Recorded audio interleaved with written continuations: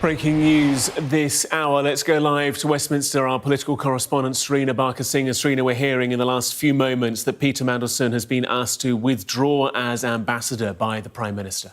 Yes, exactly. Withdraw from being the ambassador, or essentially he's been sacked by the Prime Minister. And you heard from the Foreign Minister there, Stephen Doughty, who was drawn out by the Conservatives' urgent questions today to make that announcement. It's not a surprise. We were talking this morning about how long could Peter Mandelson sustain this drip feed of information, these very embarrassing photos, that one of him in a bathrobe at one of Jeffrey Epstein's residencies, but it seems to be these emails that are the most damning, and the Foreign Office has said these are the new information that emerged.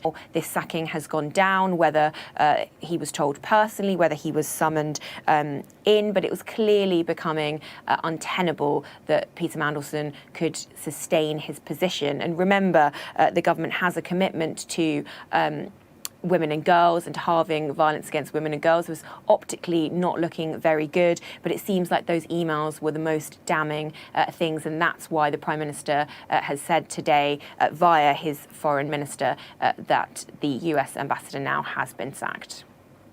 Sarina, just looking at some of the pressure that was building, just considering comments from the Labour peer Harriet Harman, Baroness Harman, telling Sky News' Electoral Dysfunction podcast, I think it's best to fire him now and get on with making Donald Trump's visit a good success, she told the Electoral Dysfunction podcast, going on to say, building the confidence of the people who are looking to this government to make tackling sex abuse of women and girls a real priority for this government.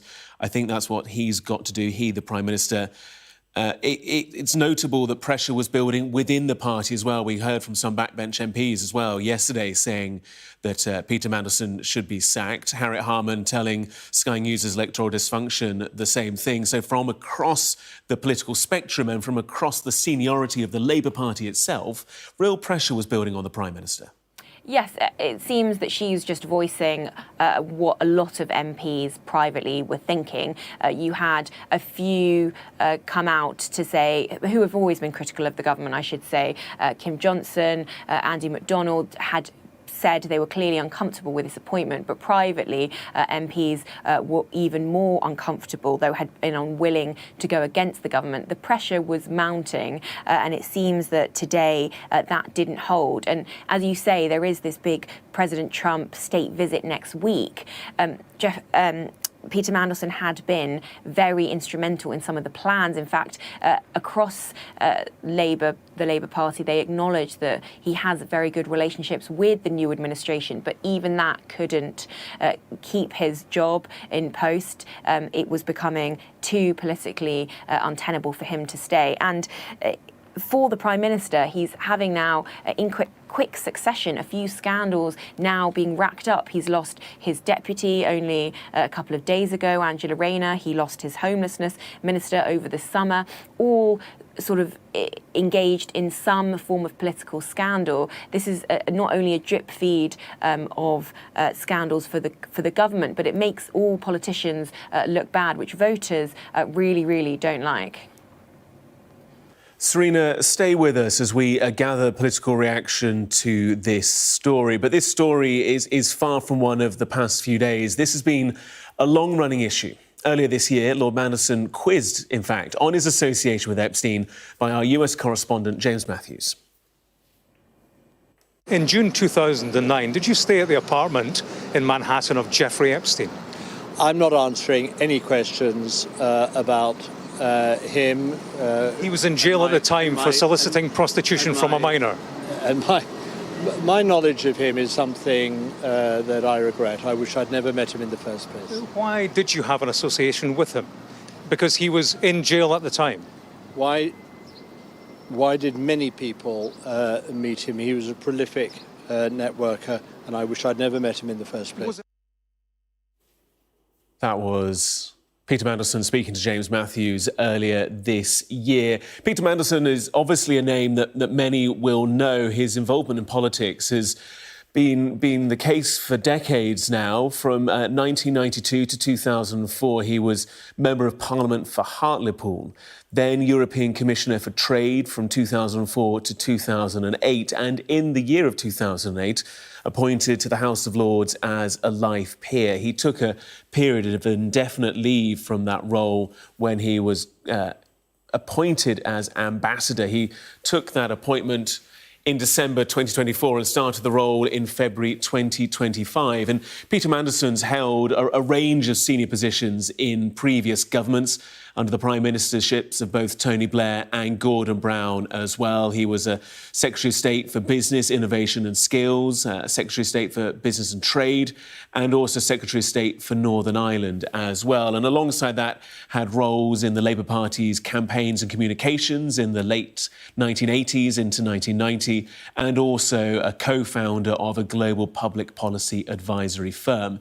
His most recent role, which we are just hearing this hour, that he has been asked to withdraw from by the Prime Minister, was, of course, Ambassador to the United States. And it wasn't, Serena Barker-Singh, an appointment that came without controversy in the first place. James Matthews asked him about his relationship with Jeffrey Epstein, and that was months ago. It was known that there was a relationship at the time of the appointment.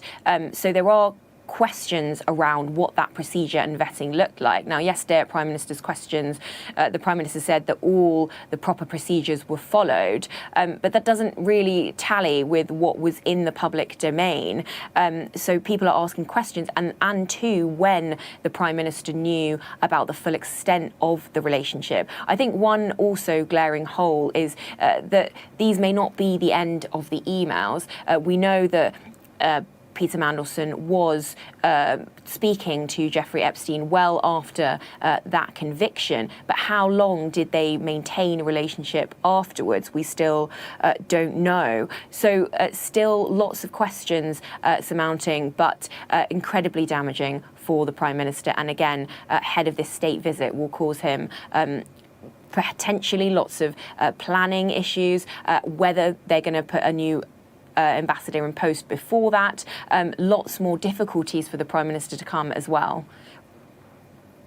Serena Barker-Singh with us for this breaking news reaction from the leader of the Conservative Party, Kemi Badenoch, posting on X saying Mandelson might have gone, but just as with Angela Rayner, Starmer dithered when he needed to be decisive.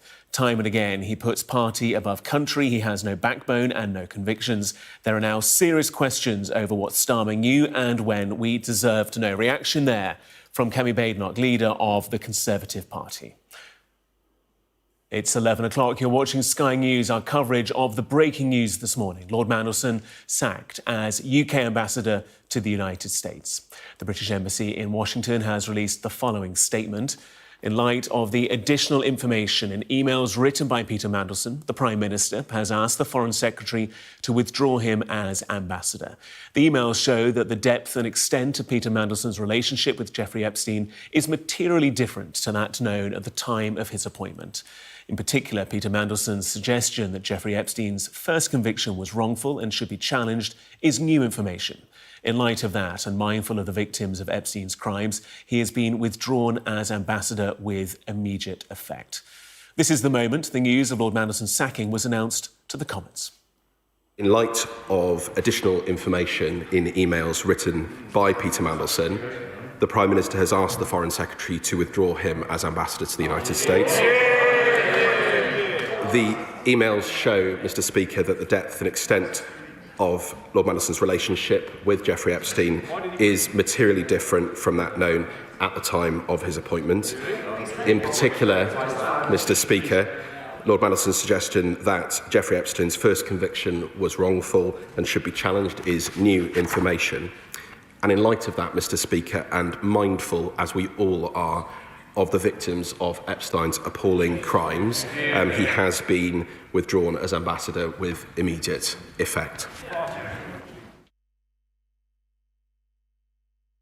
Stay with us here on Sky News as we bring you the full details, developments, political fallout and implications of this breaking news. Gareth Barlow with you. Plenty more on the live blog, on the Politics Hub blog, on the Sky News website and app. Also following this is our political correspondent, Serena Barker-Singh. Serena, just tell our viewers who are joining us this morning at 11:02 what we've been hearing in the past 20 minutes. Well, it's both surprising and not that surprising at all.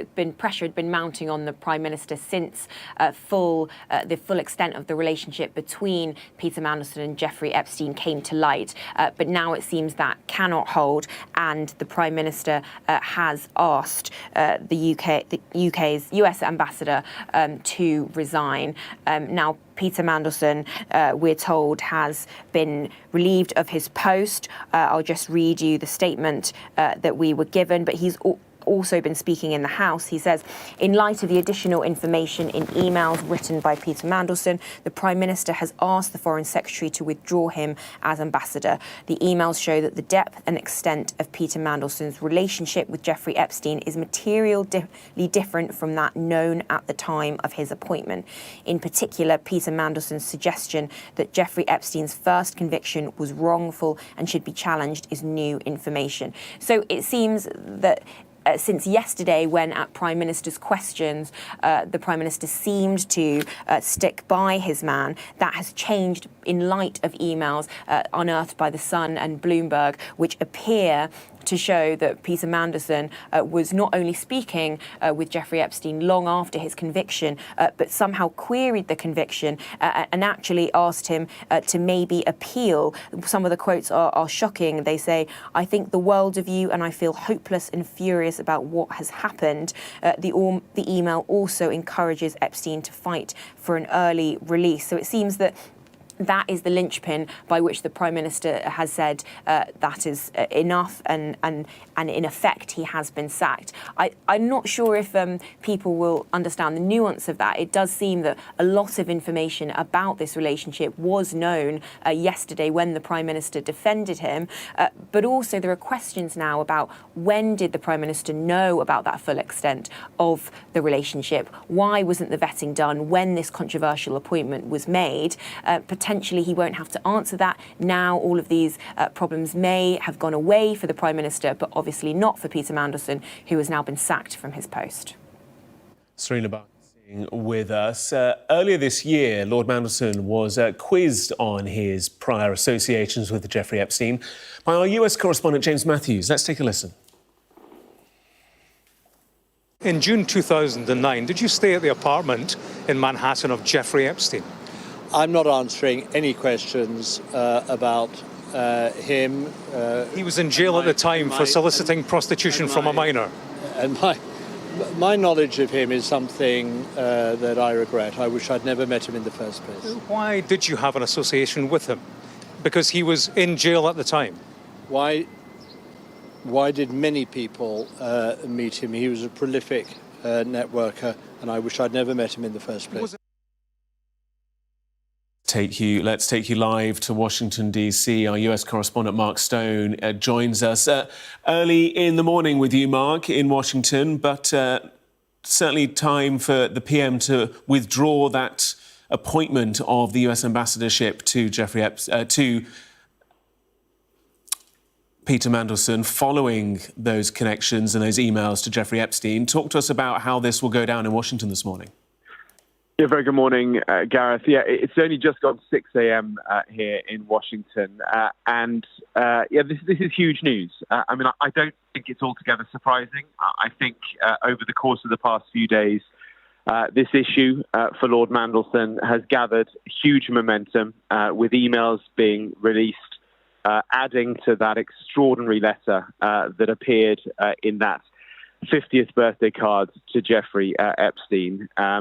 It was clear, it's been clear for years, to be honest, that Lord Mandelson had a relationship with Epstein, knew him. But up until this week, it was not clear just how close that relationship was. And when that letter emerged, and this is a letter in a birthday book that Ghislaine Maxwell put together for Jeffrey Epstein. It's a book that was put together in 2003, so many years ago.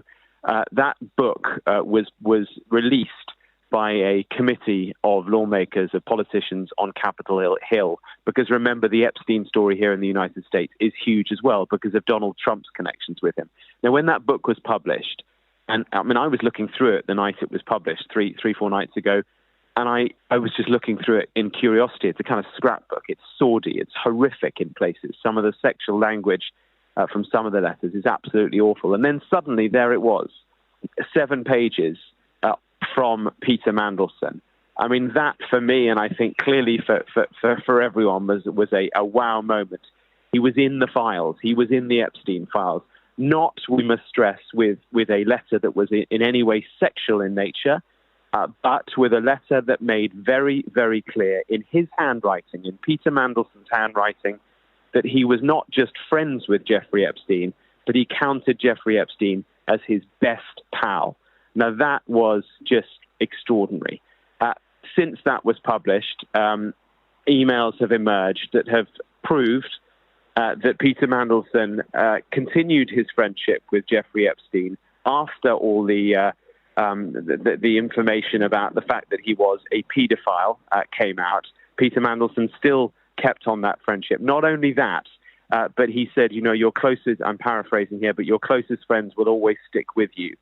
And he encouraged and advised Epstein in a legal sense, in how he thinks he could have fought his legal case for everything that he was accused of with minors. So that added to it. And then on top of that, Bloomberg got emails which suggested that he had, for example, tried to introduce then Prime Minister Tony Blair to Jeffrey Epstein because of some business relationship. So, you know, take all this together, Gareth, and I think it was very, very clear, very, very quickly that Lord Mandelson's future as Britain's ambassador here was untenable. It's worth saying as well that there are huge questions for Keir Starmer. There are huge questions for the British government. How did it get to this point? They must have known that Peter Mandelson had this close friendship with Jeffrey Epstein. So why did they think it was appropriate for him to be appointed as ambassador in the first place? I mean, look, I remember when his name was in the rounds, was one of the names being brought up as a possible future ambassador for Washington. There were lots of question marks over his business ties with China, and then the Epstein thing. People would always say, isn't he connected in some way to Epstein? So the British government must have known that this would become a problem, and so it has. Now, the other thing I'd say is that there is no question that as an ambassador, he has been hugely successful. He's kind of the custodian of the special relationship, and over the past, 7-8 months since he took over as ambassador, he has kind of fostered that relationship very, very well. He's done well. Britain is in a pretty good place with a very, very complicated president, Donald Trump. We've got that trade deal of sorts. That's Mandelson's work. And you know, was busy setting up the state visit that is literally just next week. So, you know, I guess the British government wanted to get this done quickly and wanted him out before the state visit, because the optics of having him wandering around Windsor Castle with the King and the President, with all this hanging over him, I think it was all just too much. Stone in Washington. We'll come back to you in due course, Mark, for more reaction from the US. We've had reaction from Westminster. This is a post on X from the leader of the Conservative Party, Kemi Badenoch. She's put the following: Mandelson might have gone, but just as with Angela Rayner, Starmer dithered when he needed to be decisive. Time and again, he puts party above country. He has no backbone and no convictions. There are now serious questions over what Starmer knew and when. We deserve to know. Comments there from Kemi Badenoch. Just having a look at some of the profiles from other leading politicians of the other opposition parties. Not seeing any response from Sir Ed Davey, nothing from Zia Youssef. Just looking at some of the other reform leadership, nothing from them either. So we will keep a close eye on what opposition parties say. As yet, only comment from Kemi Badenoch. We'd heard earlier this morning from the Labour peer, Harriet Harman, Baroness Harriet Harman, that she had called, prior to this announcement, had called for Peter Mandelson to be sacked by the Prime Minister if that was so required. She making the points that Mark Stone was just making regarding the fact that the optics of that state visit going ahead with Peter Mandelson present would be difficult for the United Kingdom. And so Harriet Harman speaking to our Electoral Dysfunction podcast. You can get more of that on the Sky News blog and the website and app. Let's just bring back in Mark Stone. Mark, just tell us more. Well, I think what is very interesting is that this has happened. This has come before the sun has even risen here in Washington. So I don't know the extent to which Lord Mandelson and his officials back here, the extent to which his officials back here are even going to be aware of this yet.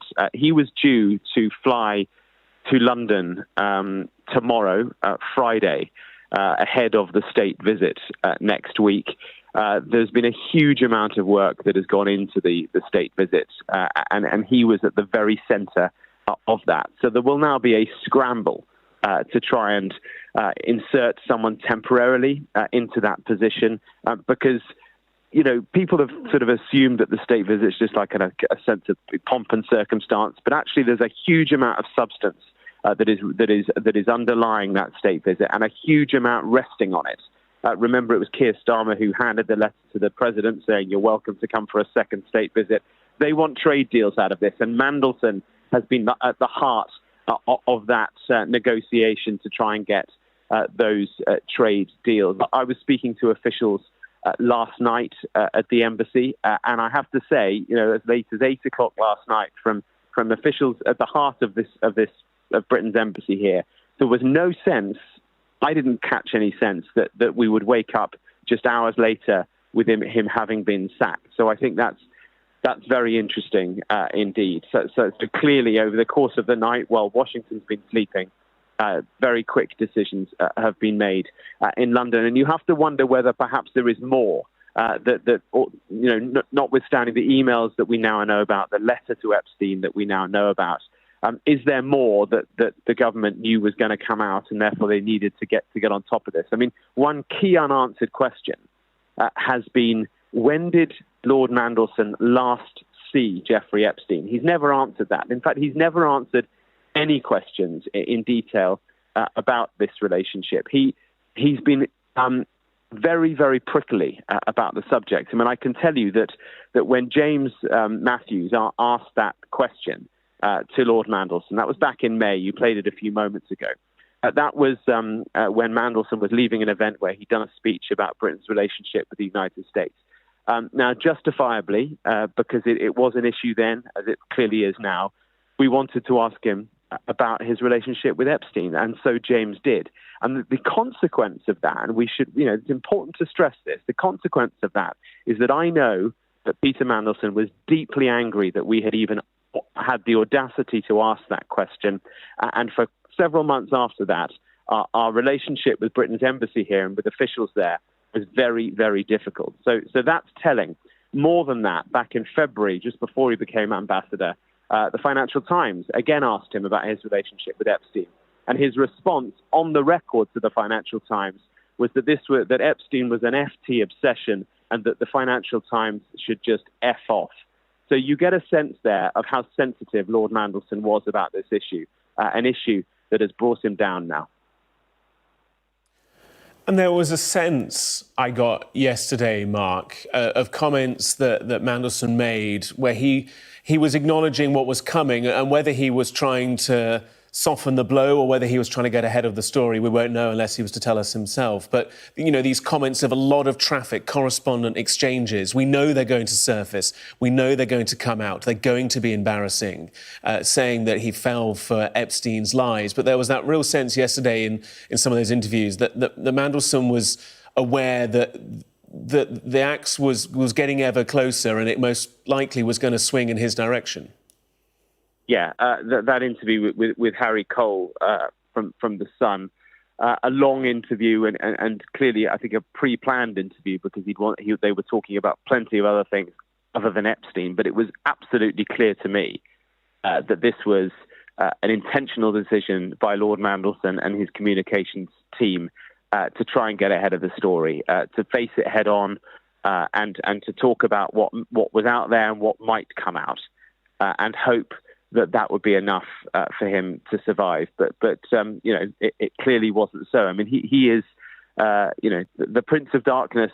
He's been called for many, many years. He is the consummate communications person, the architect of New Labour, former Deputy Prime Minister, the Northern Ireland Minister, a Commissioner at the European Commission in Brussels. This is a man who has had many, many lives, many, many careers.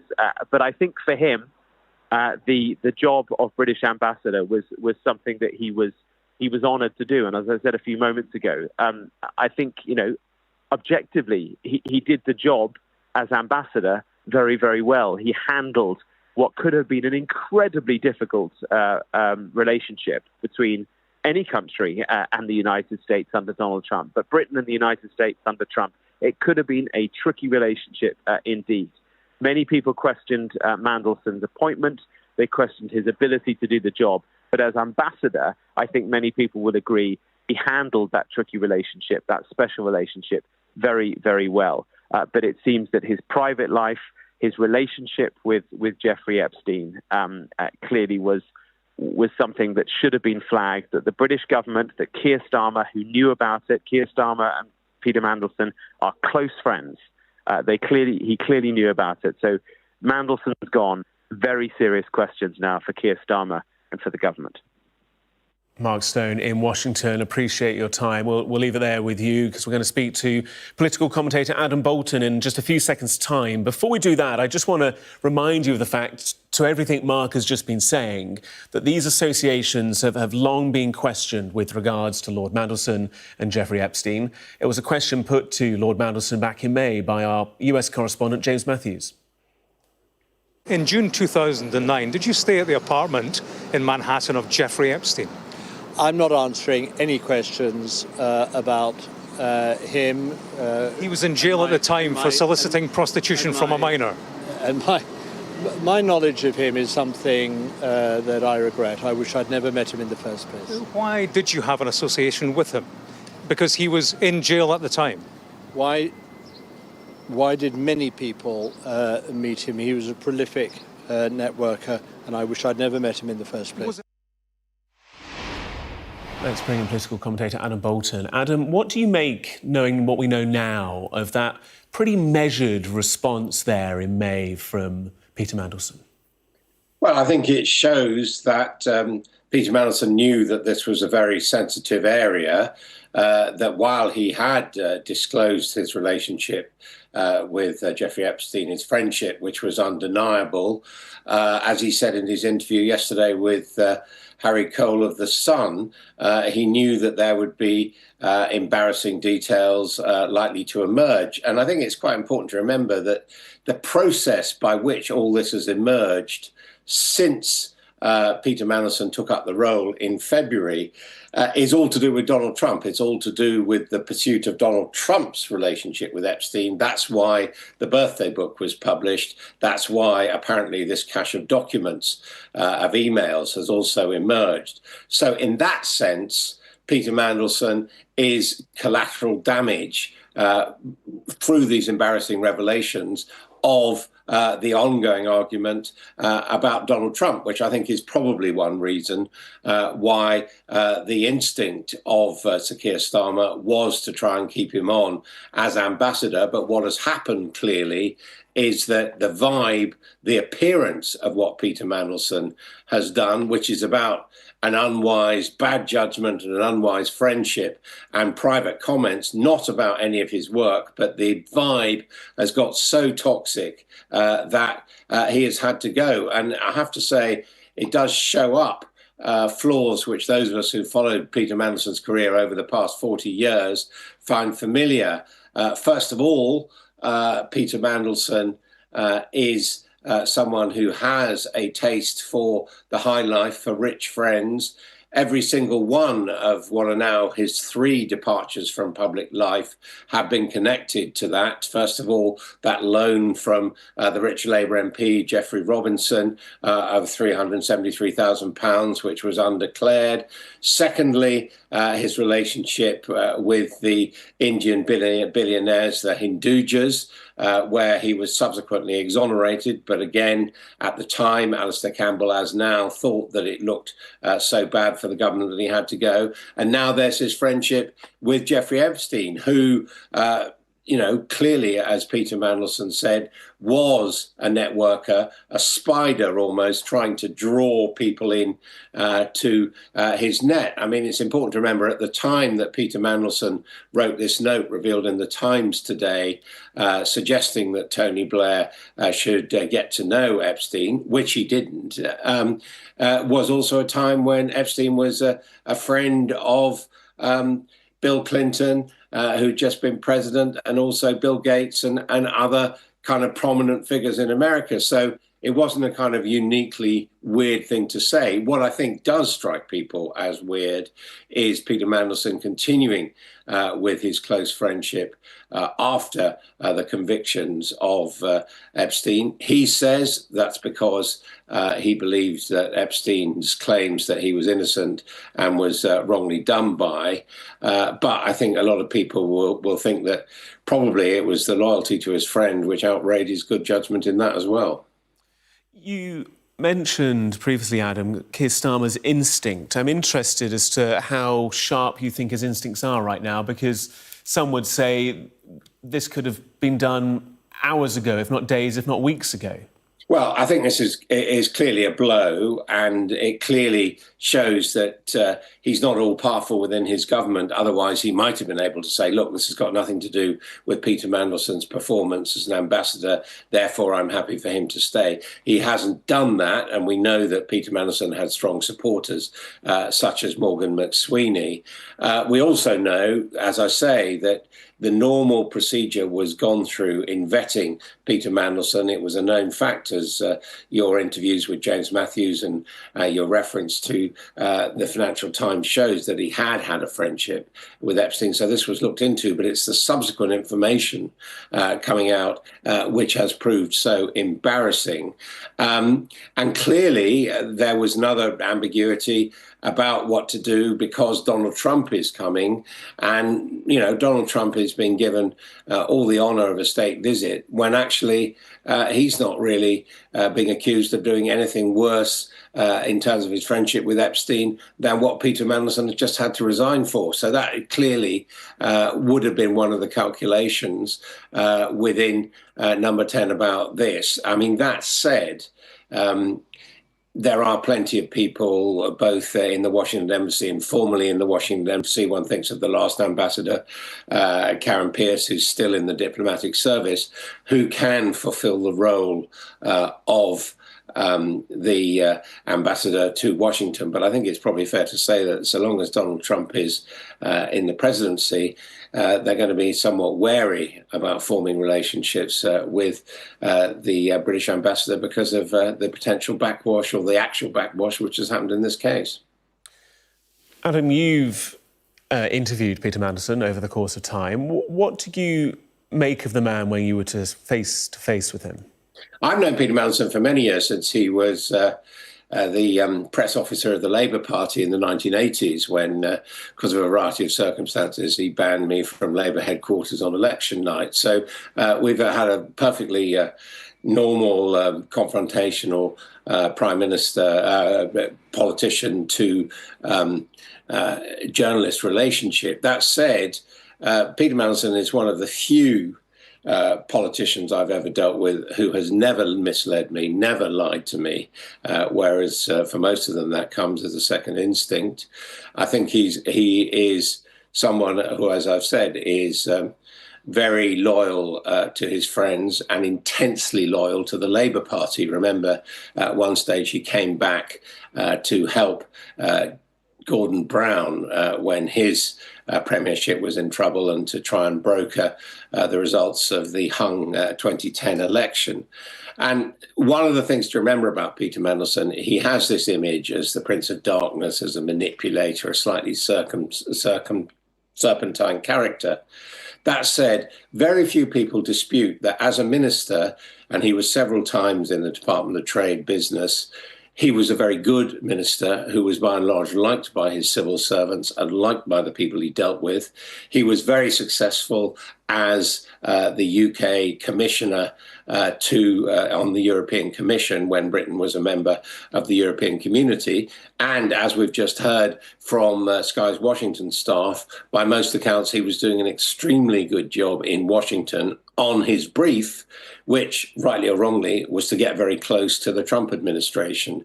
So I think, professionally, he has been a very successful politician through, a decades-long career. But he's always had this personal taste for luxury.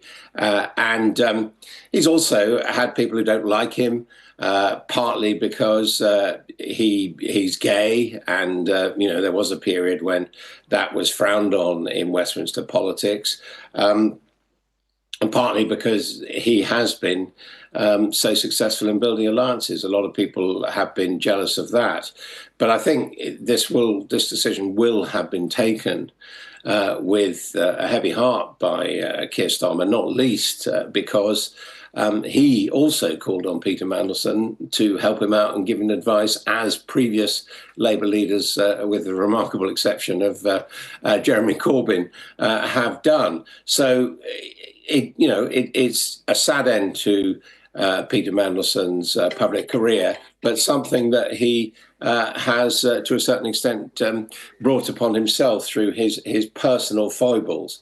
But I think a stronger Prime Minister might have been able to ride this out. But in this circumstance, clearly that is not where Keir Starmer is at the moment. And just on the point of the Conservative handling of this, it has to be said that they've done well politically over the last few days. Kemi Badenoch had one of her better performances at Prime Minister's Questions. Neil O'Brien putting down that urgent question in Parliament today, clearly was punching a bruise. A lot of people would see that's what the opposition have to do. But the basic point which Kemi Badenoch is trying to make about Keir Starmer dithering and hanging on to his ministers and not taking decisions, I have to say, in both the recent cases of Angela Rayner and Peter Mandelson, it's been a matter of a few days, whereas we all remember in the previous governments, particularly the Boris Johnson government, but others as well, ministers dangling for weeks on end. You said there, Adam, a sad end. Is that your sense here, that this is the end of Peter Mandelson's political career? I cannot. Well, of course, he's still a member of the House of Lords. He will still be a grandee. I think he's still someone whose opinion will be sought. But I cannot see him after this 3 strikes and you're out, after having to resign 3 times or quit public office, major public office 3 times. I think it's very, very difficult to see him coming back in another major public appointment. Just seeing here reaction from the Lib Dem leader, Sir Ed Davey, saying that the Prime Minister needs to appoint a new ambassador who will stand up to Trump, not cosy up to him and his cronies. He also needs to come before Parliament and explain why Lord Mandelson was appointed in the first place, giving everything the government knew then. This government, Sir Ed Davey says, seems to be lurching from one crisis to another. It desperately needs to get a grip on fixing the economy and public services damaged by the Conservatives. But Sir Ed Davey, Lib Dem leader there, 72 MPs for the party, saying that the PM should appoint an ambassador, Adam Bolton, who stands up to Trump, not cozies up to him. Well, that is the stance which the Liberal Democrats and Ed Davey have taken. They, of course, Ed Davey turned down his invitation to the state banquet in Windsor, which is going to take place next week, and has said that he believes the Prime Minister should stand up directly to Donald Trump. All I can say is that is not the stance that Sir Keir Starmer and the Labour Party have taken. We saw all that cozying up to the Vice President, J.D. Vance, involving the man who is now the Deputy Prime Minister, Mr. Lammy. I mean, if the government were to take the advice from the Liberal Democrat leader, they would be performing a U-turn in their policy, which rightly or wrongly has been that America remains Britain's most important ally and that warm relationships with the President of the United States, whoever that may be, are beneficial to the country. You can see it the other way. But I don't think we're going to get a radical change in that direction. And indeed, the reaction we've heard to the shooting overnight of the far-right influencer shows that what this government is doing, as indeed are the leaders of the Conservative Party, is they want to express sympathy to Donald Trump and his cohorts, not the contrary.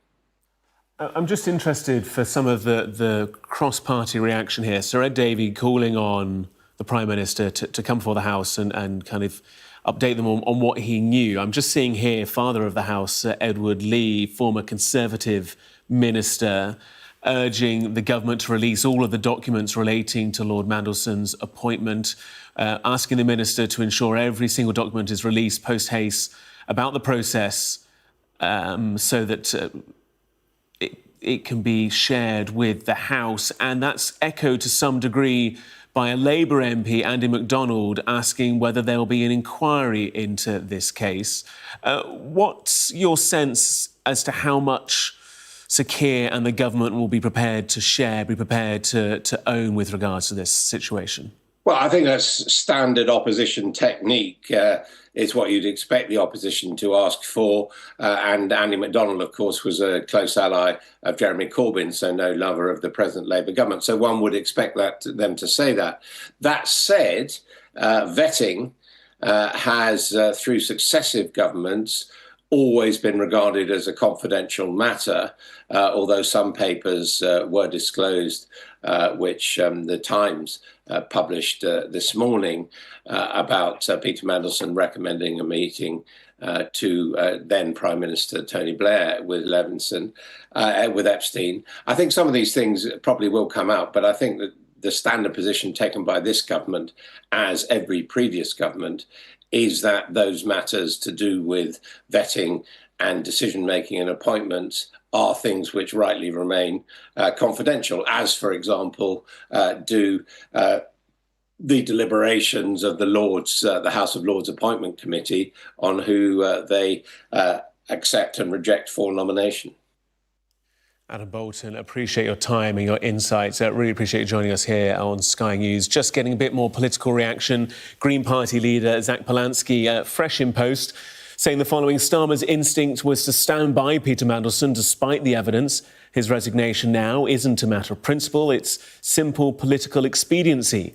It's a symbol of a broken politics where the same insiders always fail up. How long until Mandelson ends up in a high-paid consultancy somewhere, while another washed-up former Westminster insider ends up in Washington? His resignation, like his original appointment, is a sign of a dirty, broken political system.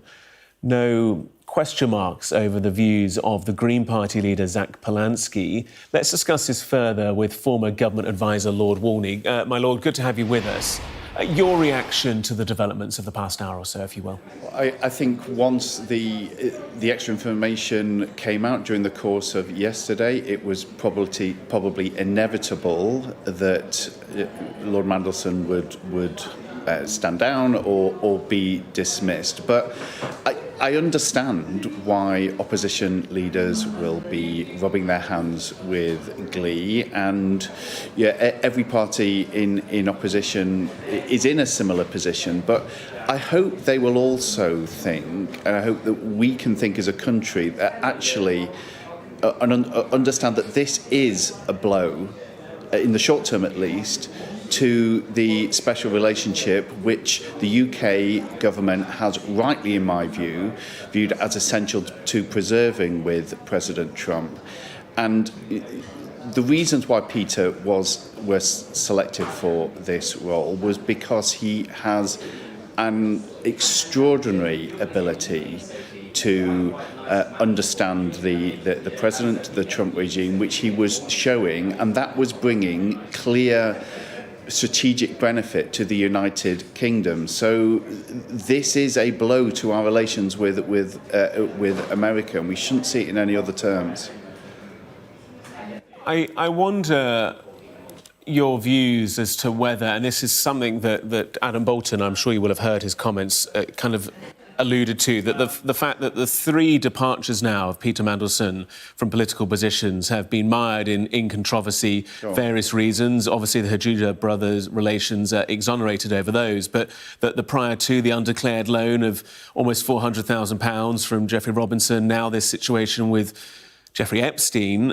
Should the Prime Minister maybe have been a little more cautious in this appointment? At the end of the day, there are more than one option in these appointments. There are other people than Peter Mandelson. There are other people that could have taken up that role as ambassador to the US. The wisdom you alluded to, was it wise on the Prime Minister's part? Well, look, I mean, by definition, really, he will regret having appointed Peter because it has blown up so quickly. And of course, there will be an inquiry publicly, and there'll be internal inquiries as to why the extent of Peter's relationship wasn't fully understood or wasn't factored in. That's obvious. But I think, of course, now people will look at Peter's long career and the three resignations that are in it. But also, another way of looking at this is the reason he was brought back twice is because he is a superlative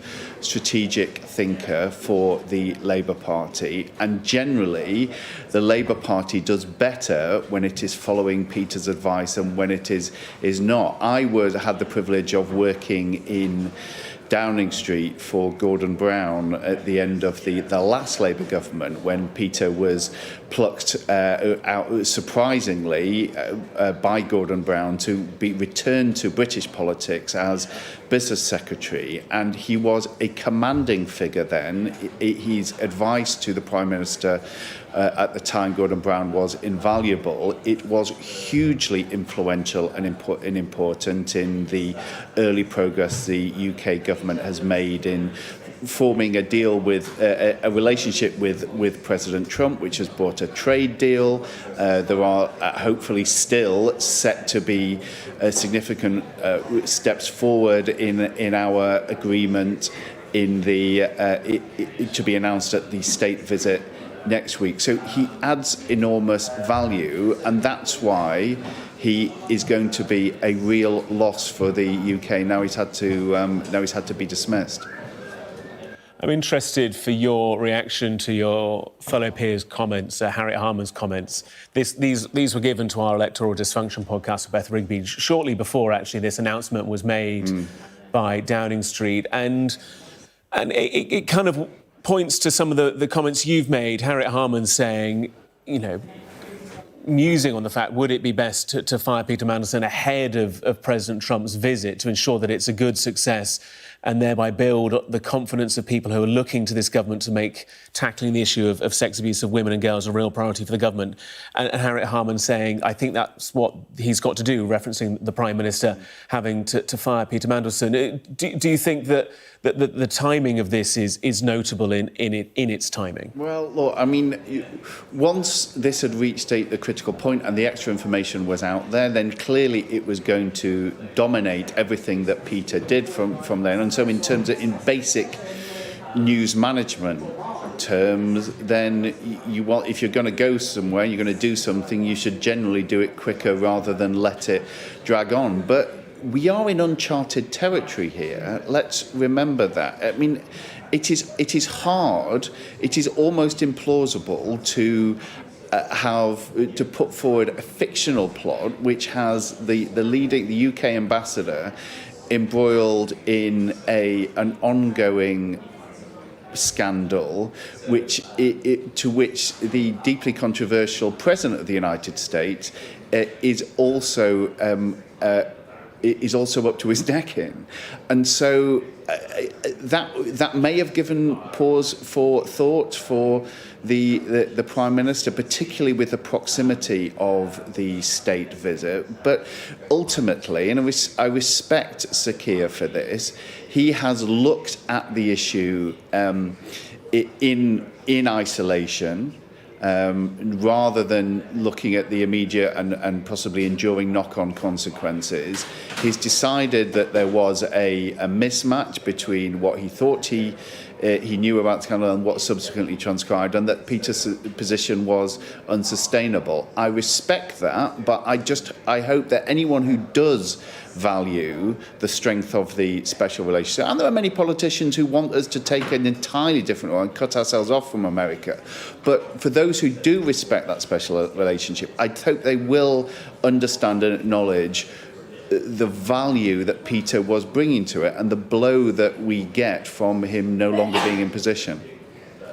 My Lord, Lord Warney, appreciate you joining us from our Westminster studio. Thank you so much. Let's bring in our International Affairs editor, Dominic Waghorn. And Dominic, I just want to pick up on Lord Warney's comments there, the blow to the special relationship. This is politics in the UK being played out on an international stage, on the most international stage. Yes, I think there are a number of problems with this, as you say. Problems, the special relationship, most of all, of course, the fact that we're now looking at a state visit, Donald Trump's second state visit next week, without a British ambassador in place, an ambassador who we have been saying for all his faults that have led to his downfall now, is regarded as a particularly effective ambassador, and someone who has sort of gone from somebody who people thought actually would not be accepted as ambassador in Washington. I think, have to remember, going back to January, there's a lot of speculation that Donald Trump would not allow him to be appointed.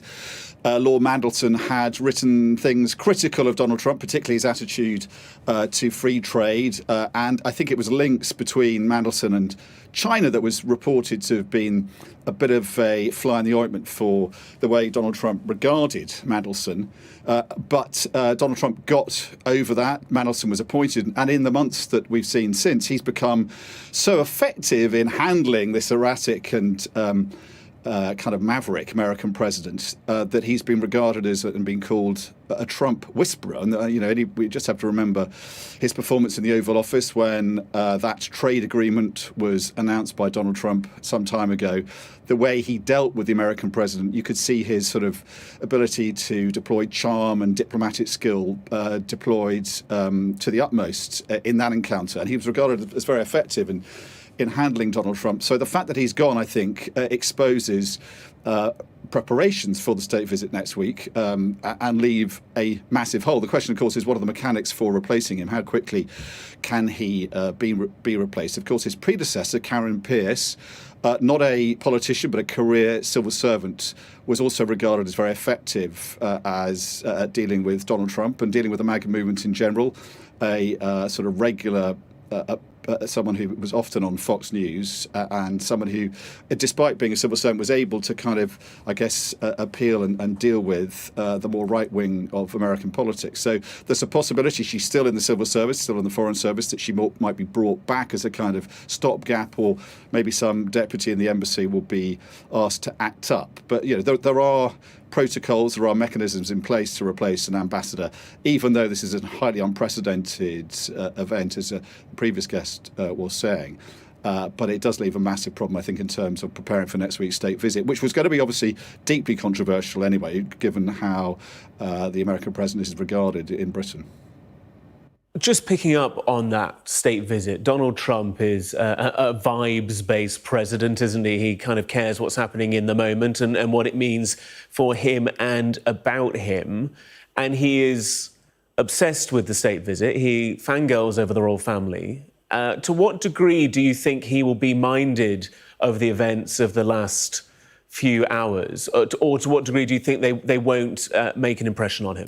Well, I think even though he does seem to sort of come round to liking Lord Mandelson and appreciating Lord Mandelson's ability to sort of flatter him and ego stroke this sort of famously narcissistic president, I think he will resent the manner of Mandelson's departure because, of course, it highlights what is a very difficult issue, that is Donald Trump's relations and past with Epstein. That's something that he has, his critics at least would say, gone to great lengths to try and distract the American public's attention from.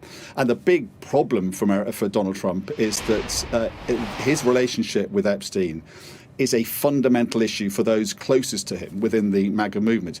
Now, the divisions that kind of fault line have sort of opened up in the MAGA movement seem to have subsided a little since they came to a head some weeks ago.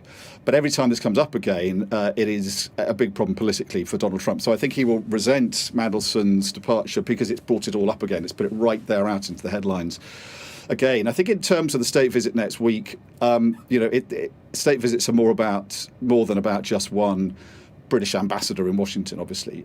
He was extremely effective, Mandelson, at sort of using the mansion, the British ambassadorial residence there, at charming Washington society. He revelled in this role. He used that to the utmost to flatter and appeal to this administration.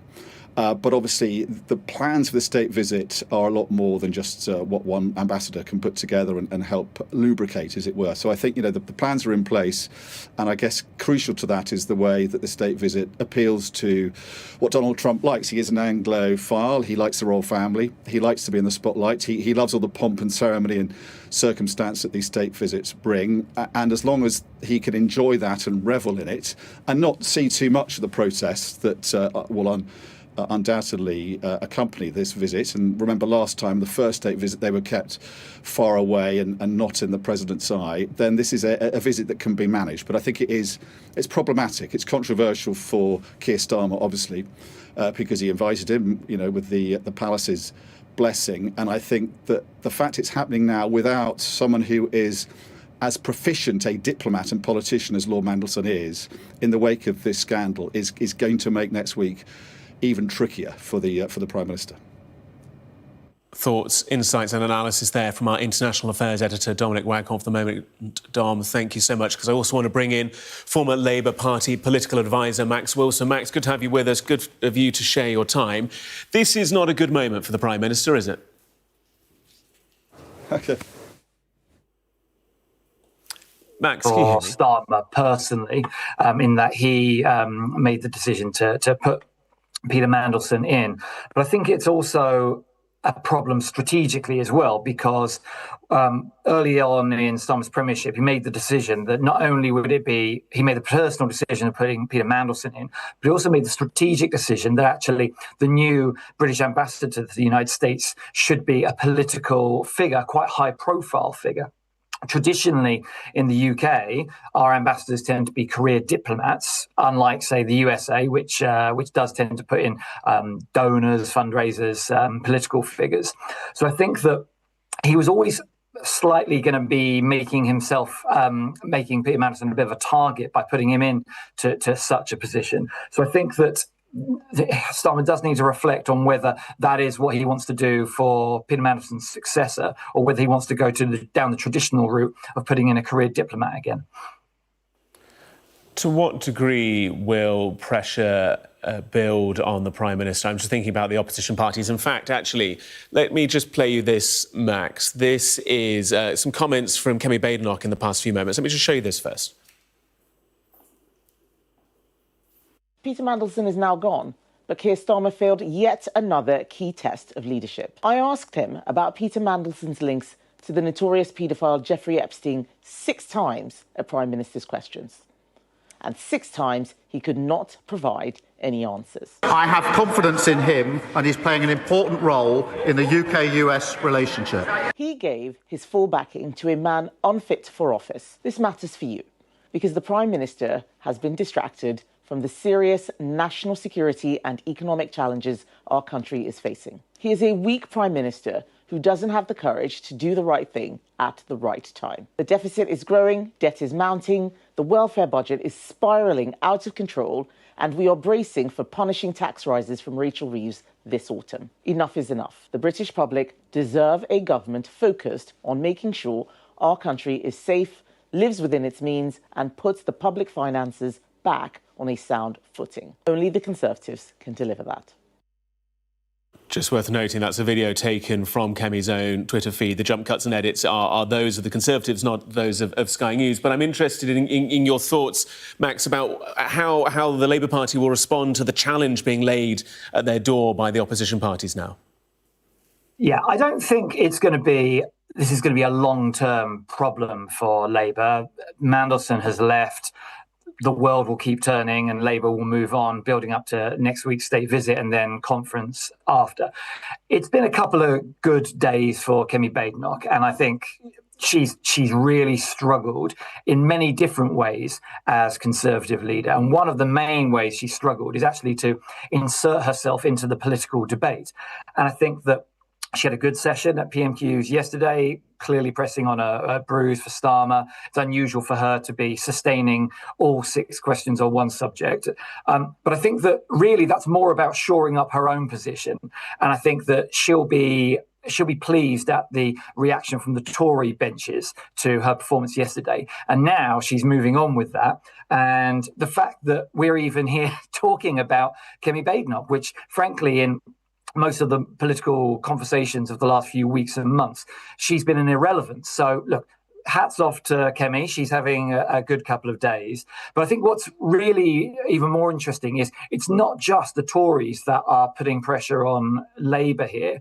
It's a combination of factors. It's the press, it's Labour left-wing MPs even, because I think everybody is using this Mandelson issue as a proxy to try and damage Starmer for his inevitable relationship with Donald Trump, because as Prime Minister, he has to have a strong relationship with Donald Trump, but everybody knows that is a political vulnerability. And so I think a combination of different political forces are taking the opportunity to hit Starmer hard. Max Wilson, former Labour Party political advisor, appreciate your time. Thank you so much.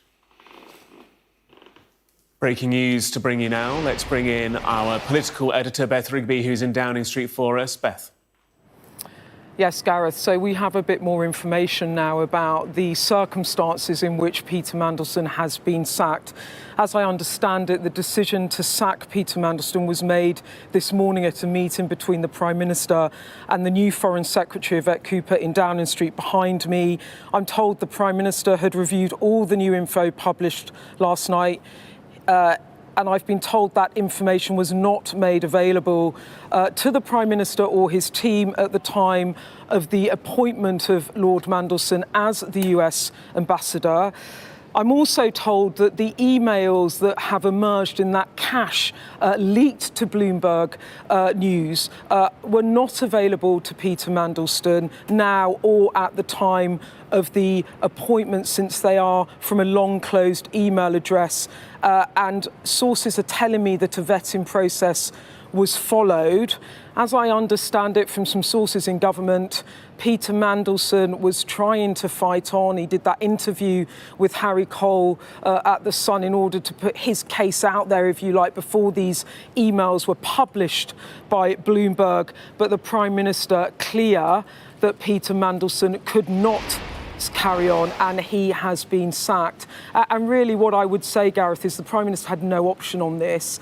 I've just recorded a podcast, our Electoral Dysfunction podcast, with Harriet Harman this morning, and she was very clear that the Prime Minister could not let Mandelson stay on. And when he was sacked, she said that he should have resigned ahead of this in the public interest, and Starmer was right to sack him. That is the view of the Parliamentary Labour Party. There was absolute fury yesterday when MPs realised that Peter Mandelson had continued contact and support for Jeffrey Epstein after he had been convicted of sex offences in 2008. And when that detail emerged in those emails, it really was a question of when, not if, he had to go. He could have resigned, but clearly the Prime Minister had decided to sack him. But still, there are so many questions about what was the vetting process, who knew what when, how did Lord Mandelson get put back into government given his historic relationship with Epstein, and also given that he had been forced to leave government twice before in the Blair years. There was a bit of disquiet, different views about whether he should come back into government. Keir Starmer, I imagine, is regretting that decision to have him back as his ambassador. He has tried to act swiftly now and sacked him from the post, but there is undoubtedly huge collateral damage now on Keir Starmer, having to let go a key member of his government in 2 weeks in the start of the new term. Yeah, you mentioned that fury, but from some Labour Party members regarding Mandelson's behaviour in the past, but there'll surely be fury as a result of kind of what he's forced the Prime Minister to have to do now by not resigning himself. Yeah, I mean, look, there is... This was definitely the view of Harriet Harman when we were recording the podcast, and actually the news broke as we were recording our podcast, and we did a quick reaction section in that podcast. She was really furious that Mandelson hadn't resigned, and her view was the Prime Minister would have been, in her words, in anguish over this. And then she was absolutely clear he had to resign, and that was the view of Labour MPs. And Starmer would have been in really hot water with his party had he not done what he's done today. Joining us live from Downing Street, our political editor, Beth Rigby. I'm sure we'll have plenty more with you, Beth, over the coming hours. For the moment, thank you so much. Just a reminder, there is plenty more on this story, bringing together all the reaction, the impact, the insights and analysis.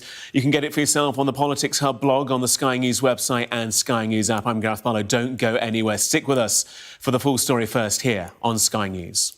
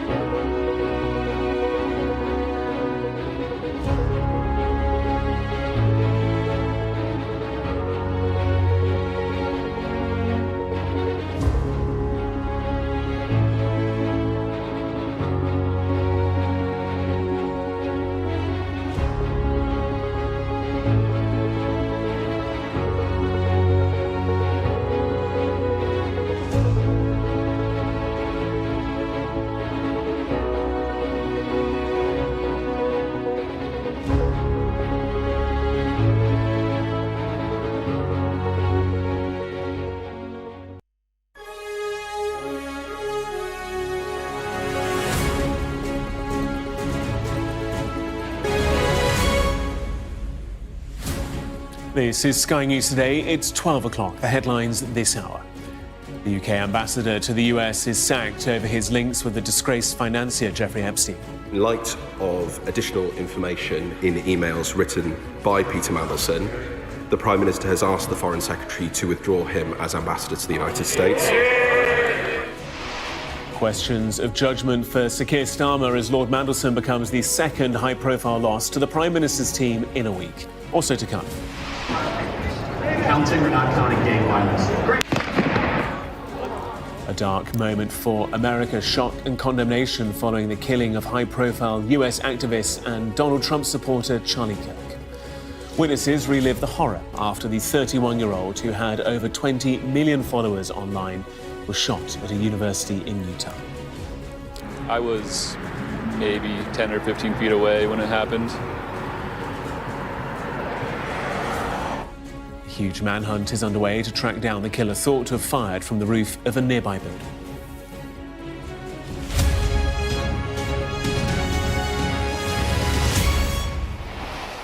It's 12 o'clock. The UK's ambassador to the United States, Lord Mandelson, has been sacked from his role over his links to the disgraced financier Jeffrey Epstein. In emails leaked this week, Lord Mandelson appeared to show support for Epstein even when he faced jail for sex offences. A list of birthday messages released showed Lord Mandelson had described the paedophile as his best pal in 2003. The British Embassy in Washington released the following statement. In light of the additional information in emails written by Peter Mandelson, the Prime Minister has asked the Foreign Secretary to withdraw him as ambassador. The emails show that the depth and extent of Peter Mandelson's relationship with Epstein is materially different from that known at the time of his appointment. In particular, Peter Mandelson's suggestion that Jeffrey Epstein's first conviction was wrongful and should be challenged is new information. In light of that, and mindful of the victims of Epstein's crimes, he is being withdrawn as ambassador with immediate effect. Well, this is the moment the news of Lord Mandelson's sacking was announced to the Commons. In light of additional information in emails written by Peter Mandelson, the Prime Minister has asked the Foreign Secretary to withdraw him as ambassador to the United States. The emails show, Mr. Speaker, that the depth and extent of Lord Mandelson's relationship with Jeffrey Epstein is materially different from that known at the time of his appointment. In particular, Mr. Speaker, Lord Mandelson's suggestion that Jeffrey Epstein's first conviction was wrongful and should be challenged is new information.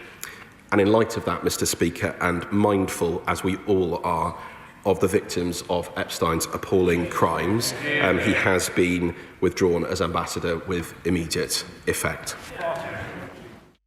Well, this all came after The Sun published details of an email it obtained reportedly from Mandelson to Epstein while he was facing criminal charges in 2008, in which he writes, "I think the world of you, and I feel hopeless and furious about what has happened."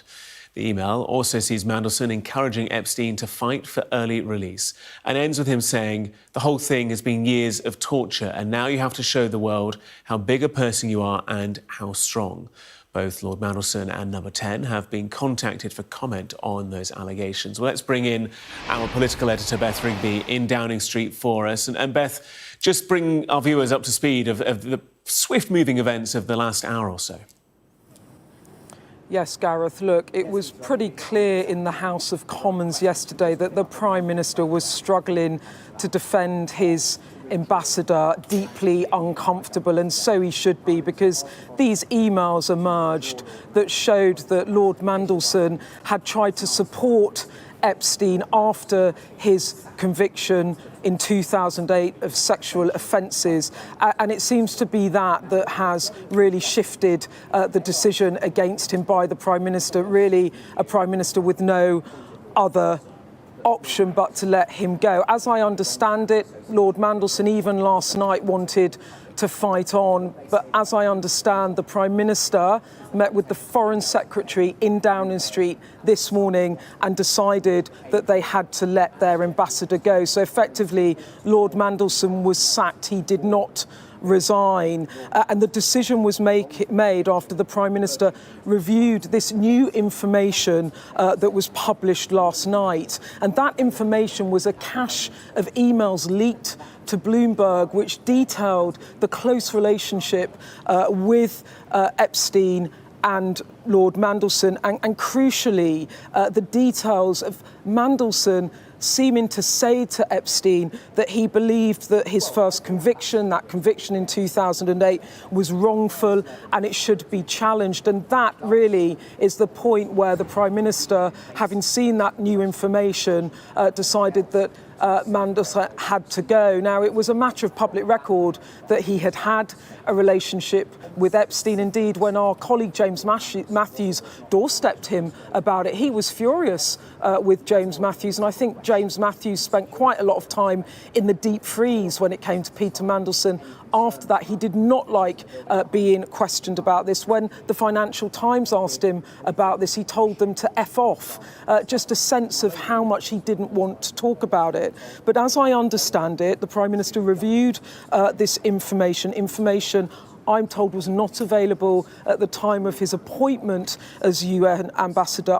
As I understand it, the emails were not even available to Peter Mandelson now or at the time of the appointment because they were from a long closed email address. And I think that information has been made public because it's a defence, if you like, about what did you know when. I think what the argument will be from Downing Street, because this will be chewed over, what did the Prime Minister know when? Why did the Prime Minister think it was OK to appoint Mandelson? I think what's clear from that is there is a stress there that this information was not known at the time of the appointment. But really, there was fury amongst parliamentary Labour MPs yesterday on the news that Mandelson had tried to support and defend Epstein after his conviction.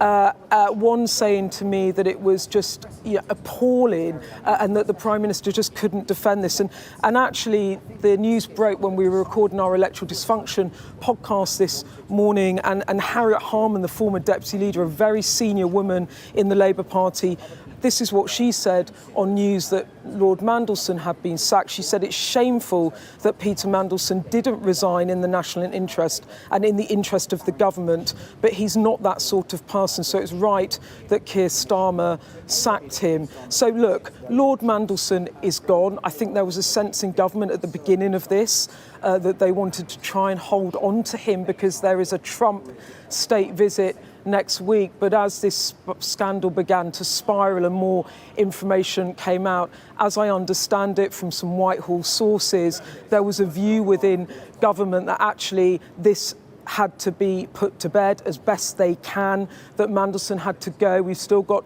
a week out until President Trump, or 6 days, arrives in the UK. But of course this is really difficult, not least because the US ambassador is meant to be the one that's teeing up the visit. And I don't need to tell you how uncomfortable Donald Trump is about discussing anything about Jeffrey Epstein, and he does not like questions about that.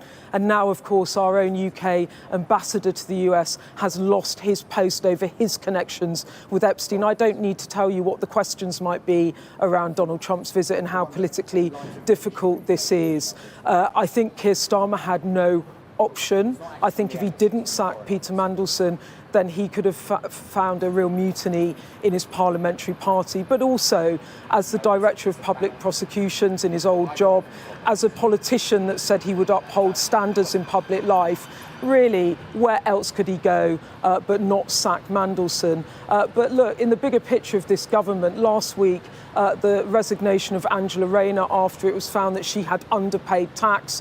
The Prime Minister's ethics advisor said that while she had acted in good faith, she didn't seek advice that she should have sought and therefore did not uphold the highest standards in public office, and she had to resign. And now a week later, or less than a week later, the ambassador to the US is sacked from government. This is not the reset that Keir Starmer had hoped for. Live in Downing Street for us, Beth Rigby, for the moment. Thank you so much. Appreciated. Well, we've been having political reaction to Lord Mandelson's sacking. Let's bring it to you now. The Tory leader, Kemi Badenoch, saying Mandelson might have gone, but just with Angela Rayner, Starmer dithered when he needed to be decisive. Time and again, he puts party above country. Liberal Democrat leader Sir Ed Davey said the following: Starmer needs to come before Parliament and explain why Lord Mandelson was appointed in the first place, given everything the government knew then. This government seems to be lurching from one crisis to another. Green Party leader Zach Balansky said the following: Starmer's instinct was to stand by Mandelson despite the evidence. His resignation now isn't a matter of principle, it's simple political expediency. It's a symbol of a broken politics where the same insiders always fail up. Let's bring in Andrew Fisher, former head of policy for Jeremy Corbyn, joins us now. Good to have you with us, Andrew. Just looking at some of these comments, a lot of pressure on the Prime Minister and on the government, and Sir Ed Davies saying the government seems to be lurching from one crisis to another. It feels like a long time ago this afternoon that we were talking about Angela Rayner's departure, but the reality is it's just the space of a week. What do you make of this on a personal level for the Prime Minister? How much pressure is he under? Well, I think he's under a lot of pressure, and a lot more pressure on this particular one, because he appointed Peter Mandelson. It was his personal choice to appoint him as US ambassador. He was advised not to by people right across the political spectrum within the Labour Party. You know, you had Lord Glasman, who's very much on the right of the Labour Party, blue Labour figure, saying he shouldn't have appointed him. The Shadow Chancellor John McDonnell at the time, or former Shadow Chancellor John McDonnell at the time, was saying, "Don't appoint Peter Mandelson. He's a liability." Look, it was known that Peter Mandelson had stayed in the house of Jeffrey Epstein after his conviction and was still in touch with him and phoning him and corresponding with him after his conviction for child sex crimes. Now, that in itself should have prohibited any appointment. When you're appointed to a senior position, like an ambassador, you go through some sort of vetting process. I don't know the particulars, what it is for an ambassador, but you will go through that process. There's a series of questions asked. There's normally candidates are asked to disclose anything that might embarrass them. What was disclosed by Peter Mandelson? What was known at the time? Because Keir Starmer cannot say he did not know about his ongoing relationship with Jeffrey Epstein after his conviction, after his first conviction. And now we've learned that obviously a bit more detail of that. That's certainly, I'm sure some of the detail of it is new, but it was known at the time. And, journalists have tried to ask questions of Keir Starmer of this, tried to ask questions of Peter Mandelson on this, and they've shut it down. And now it's come back to bite them. So I think this is a much bigger case than the Angela Rayner case, which is about a very complex personal situation, which is quite unique. And I think most people would have struggled to get it right. This is a lot more serious. And I think, questions will be asked about what Keir Starmer knew, what advice he was given, why he appointed him in the first place, and the details of that process that I think could rebound much more deeply on Keir Starmer than anything to do with Angela Rayner or any of the previous cases. What's your reaction to what we were hearing from Beth Rigby there, that sources tell her that Peter Mandelson was keen to try and play this one out and to try and stay in post? What do you make of those comments? Well, I think I agree with what Harriet Harman, the former deputy leader of the Labour Party, said, which is, look, he could have resigned in the interest of the government and the country, but he's not that sort of person. And that, again, just kind of goes to why he shouldn't have been appointed in the first place. This is a man who was twice sacked in disgrace from Tony Blair's government. I mean, he's got form. He tends to bring controversy and corruption, frankly, with him wherever he goes. And now he's been sacked again. And a lot of people saw that coming. And from Harriet Harman's comments to Beth Rigby, it sounds like she was probably advising in the background not to appoint him as well, because she clearly doesn't have a very high opinion of him. So I think it says a lot about Peter Mandelson. I think it probably doesn't reflect that well on Keir Starmer that it took so long to sack him once the details started emerging. But the bigger question is what was known at the time of his appointment. There have been calls from both Labour MPs, backbench MPs, and also from other parties for there to be an inquiry, for the details Sir Ed Davies to ask for to be laid out in front of the Commons. To what degree do you envisage that will or won't happen? Well, I think it's pretty untenable that it won't happen. There'll certainly be demands for it. I would imagine some of the select committee chairs will want to open inquiries into this as well. The Foreign Affairs Select Committee would be an obvious place, given he was an ambassador, Peter Mandelson, until this morning. And so I think there will be inquiries at some level. Clearly, that won't be comfortable for Keir Starmer either, because he will have been advised not to appoint him by senior figures. There will have to be some disclosure about what was the nature of the vetting process, how thorough was it, because there is footage, as I think you've shown earlier in the package, of your own correspondent trying to ask Peter Mandelson of it. There's footage of the Financial Times' Jim Pickard asking Keir Starmer about it before the general election, so before Keir Starmer even became Prime Minister, asking him about his relationship with Peter Mandelson in light of the revelations that he'd stayed in Jeffrey Epstein's home after he was convicted for child sex offences. And Keir Starmer replied then, "I don't know the details." Well, when he looked to appoint him as US ambassador, he should have looked into the details very, very thoroughly. And if he didn't, or if it was overlooked, that's a much bigger reflection on Keir Starmer, which could have further connotations. The Labour Party under Sir Keir Starmer does have a pretty slamming majority still in the Commons. It was a successful election at the end of the day. Will Sir Keir Starmer lead the party into the next election? I mean, look, I speak to a lot of MPs across the party, not just on the left where I sit. I have not spoken to a single MP who will even privately tell you, yes, Keir Starmer will lead us into the next election. I don't think anybody thinks that. If you look at the poll ratings, Keir Starmer's personal rating is worse than Rishi Sunak's was before the 2024 election, and he led the Conservative Party to the worst defeat in British democratic history. So I don't think anybody thinks that's tenable. The Labour Party is polling around 20% in the polls. It's lost a third of its vote since the general election. If it carries on at this rate, it will be in single figures this time next year.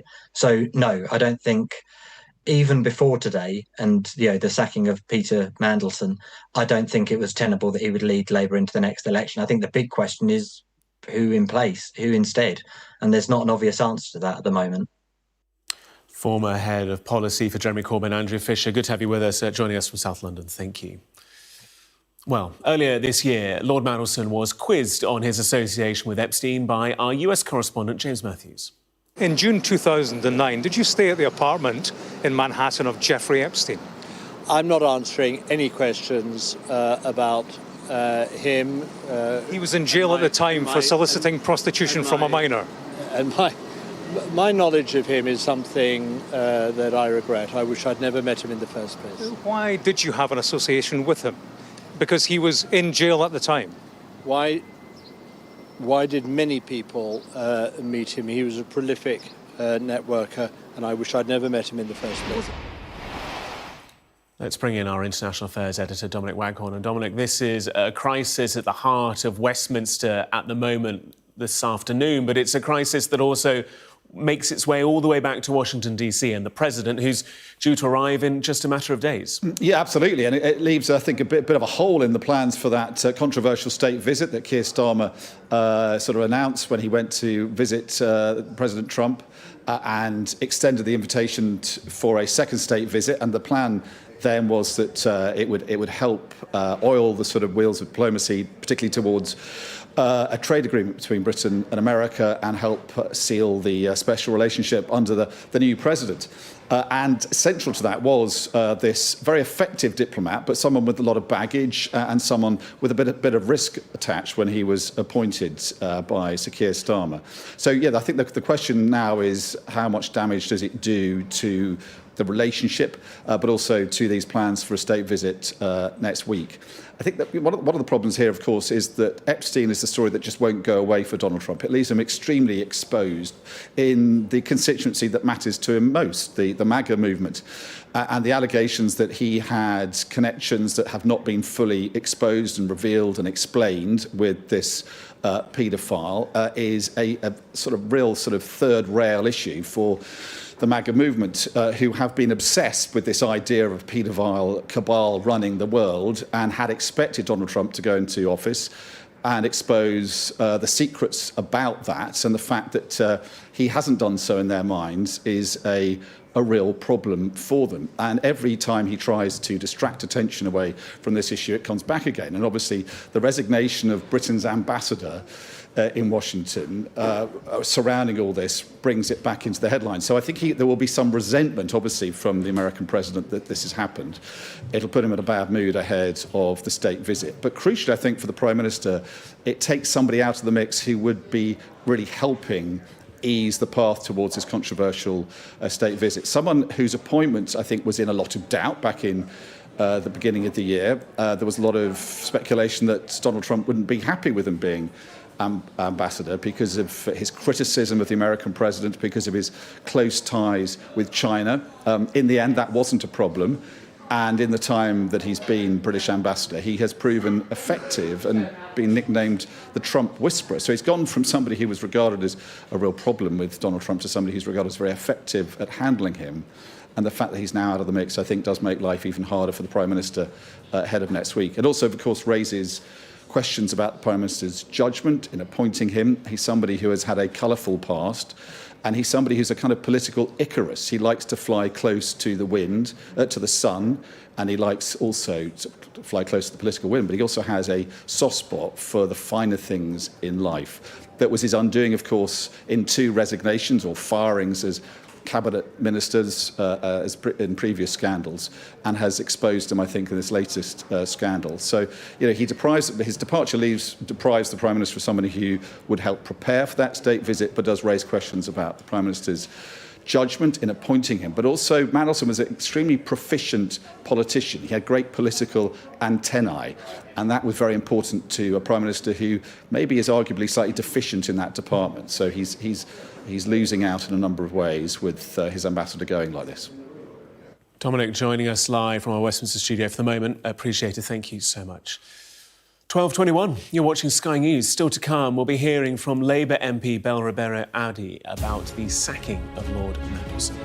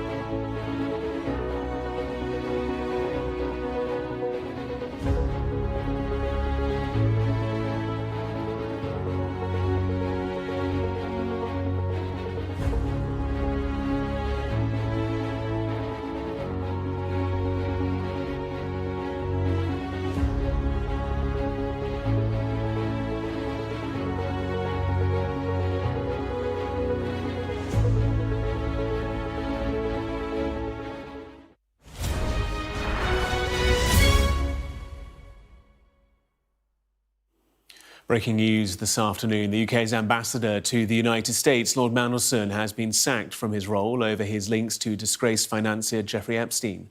In emails leaked this week, Lord Mandelson appeared to show support for Epstein, even when he faced jail for sex offences. A list of birthday messages released showed Lord Mandelson has described the paedophile as his best pal in 2003. Let's bring in Labour MP Ribeiro-Addy. Good to have you with us. Appreciate you sharing your time. I was just looking at your feed on X, and you say it is right that the US ambassador has gone. Yes, I believe that it is. Why so? Well, I think we came to a position where what has happened is becoming a complete distraction, quite frankly, and also the idea that he thought it was a good thing to do to continue his friendship with Jeffrey Epstein, having known the accusations that he'd faced, or actually Jeffrey Epstein having accepted those, is a huge problem. And we look at all the problems it's been causing over the past couple of days, and how long it would have gone on until he was sacked. So I think it was absolutely the best thing to do. But I think it says a lot that he was sacked and he didn't think that he had to resign. You called on Sir Keir Starmer to sack Peter Mandelson yesterday. Yeah, I said there should at the very least be an investigation by the Prime Minister's ethics watchdog. And, you know, I couldn't see a situation in which that investigation didn't conclude that he did resign. But I'm quite surprised that in these circumstances, knowing what happened, somebody wouldn't think it was the right thing to do to resign. Considering the circumstances, considering what was being learned, considering questions that have gone on for months now, what do you make of the timescale of the Prime Minister's actions? You know, there was a lot of pressure in PMQs yesterday. There's been pressure from within the party in previous days as well. What do you make of him making this announcement today? I think people are concerned. I think there are a lot of people that think that Peter Mandelson shouldn't have been appointed in the first place, and that's definitely something that we should think about. But there are going to be a lot of raised eyebrows. Ultimately, we've now come to a conclusion which I think is more acceptable for all, and I hope this story doesn't, I suppose, derail from a whole load of other important things that are happening in the coming weeks and months. But it's right that he has been sacked. I don't believe an investigation would have seen fit otherwise, and we have to question why he was appointed in the first place. In recent days, you've been seeking nomination to become the party's deputy leader. That bid, that campaign, didn't prove to be successful for you personally. And I just wonder to what degree you see confidence in the leadership of the party at the moment.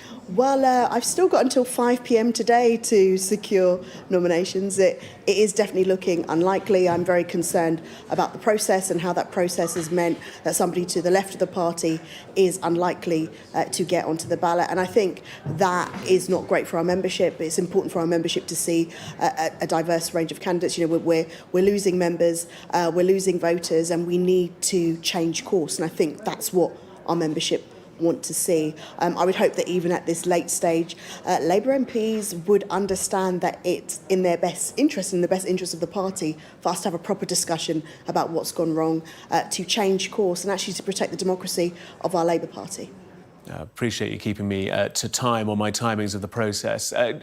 Just with that final thought, where will the party go forwards in this regard? To what degree can the drive and direction that Labour looks to achieve be regained? Because it's been a torrid week internally, and your opposition parties would say it's been a torrid time in power for the past year. Can you grasp the challenge ahead of you and kind of head down and deliver as you're saying you will do? Absolutely. I don't think that anything is impossible. I live in hope here. I do believe that when we're not trying to reform, and we are doing the very best at being Labour, we deliver for the country. And, you know, even in this contest, in the debates that have been had, what candidates have said, it's clear that people understand that we do need to change course. And the way we're going to do that is if we start to listen, if we start to learn, and if we move forward in that way. Our membership is so important to this. And, you know, that's one of the reasons why I wanted to put myself forward as the deputy leader of the party, to make sure that the membership were heard, and I hope through the rest of the process that they are. But ultimately, Labour can change course. We just need to get on with doing it. Really appreciate you sharing your time with us, joining us live from Westminster, Bell. Thank you so much. Thank you. The Tory leader, Kemi Badenoch's been speaking the past few minutes. Let's take a listen. It's extremely damaging for the Labour Party because what it shows is that Keir Starmer has very, very bad judgment.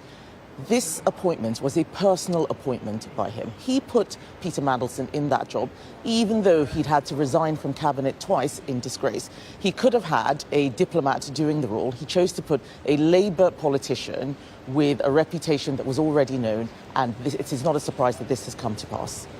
Should the Prime Minister now come clean on what he knew about the links between Jeffrey Epstein and his former ambassador?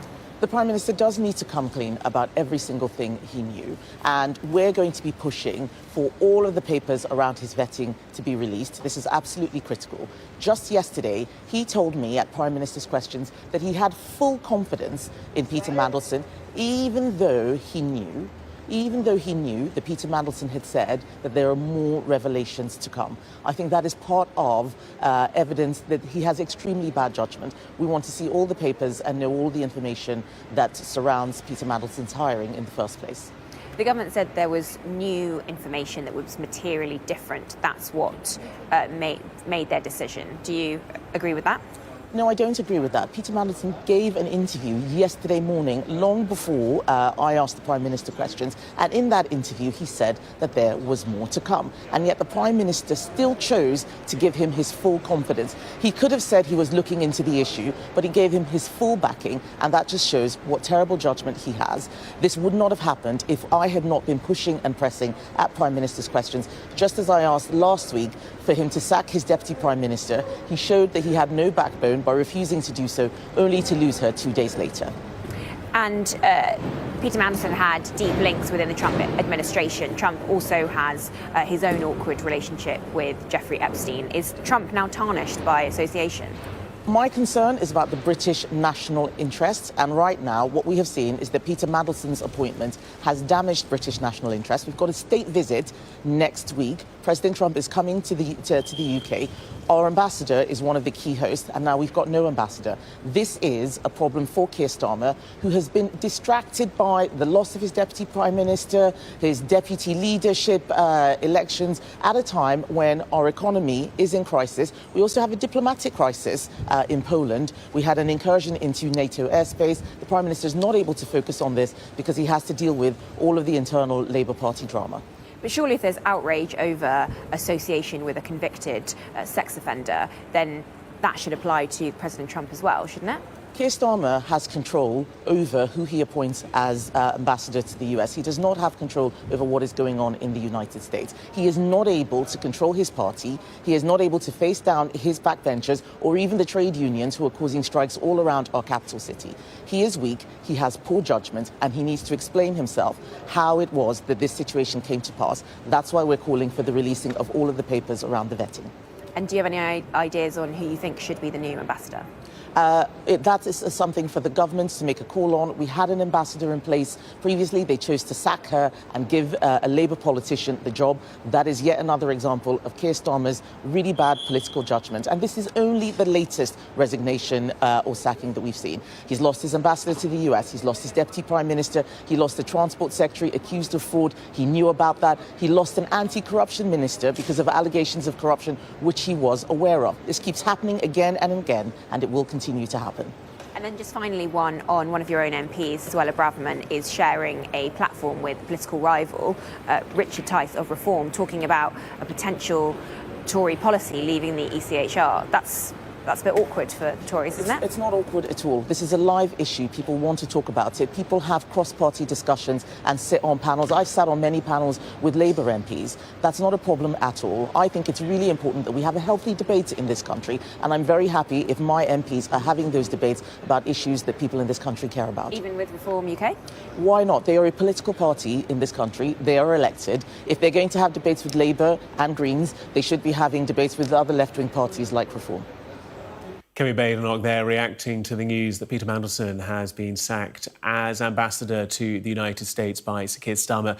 Plenty more reaction and insight and analysis. It's on the live blog, on the Politics Hub page on the Sky News app. 12:33, you're watching Sky News, still to come. We'll also bring you reaction following the fatal shooting in the United States of the right-wing influencer Charlie Kirk.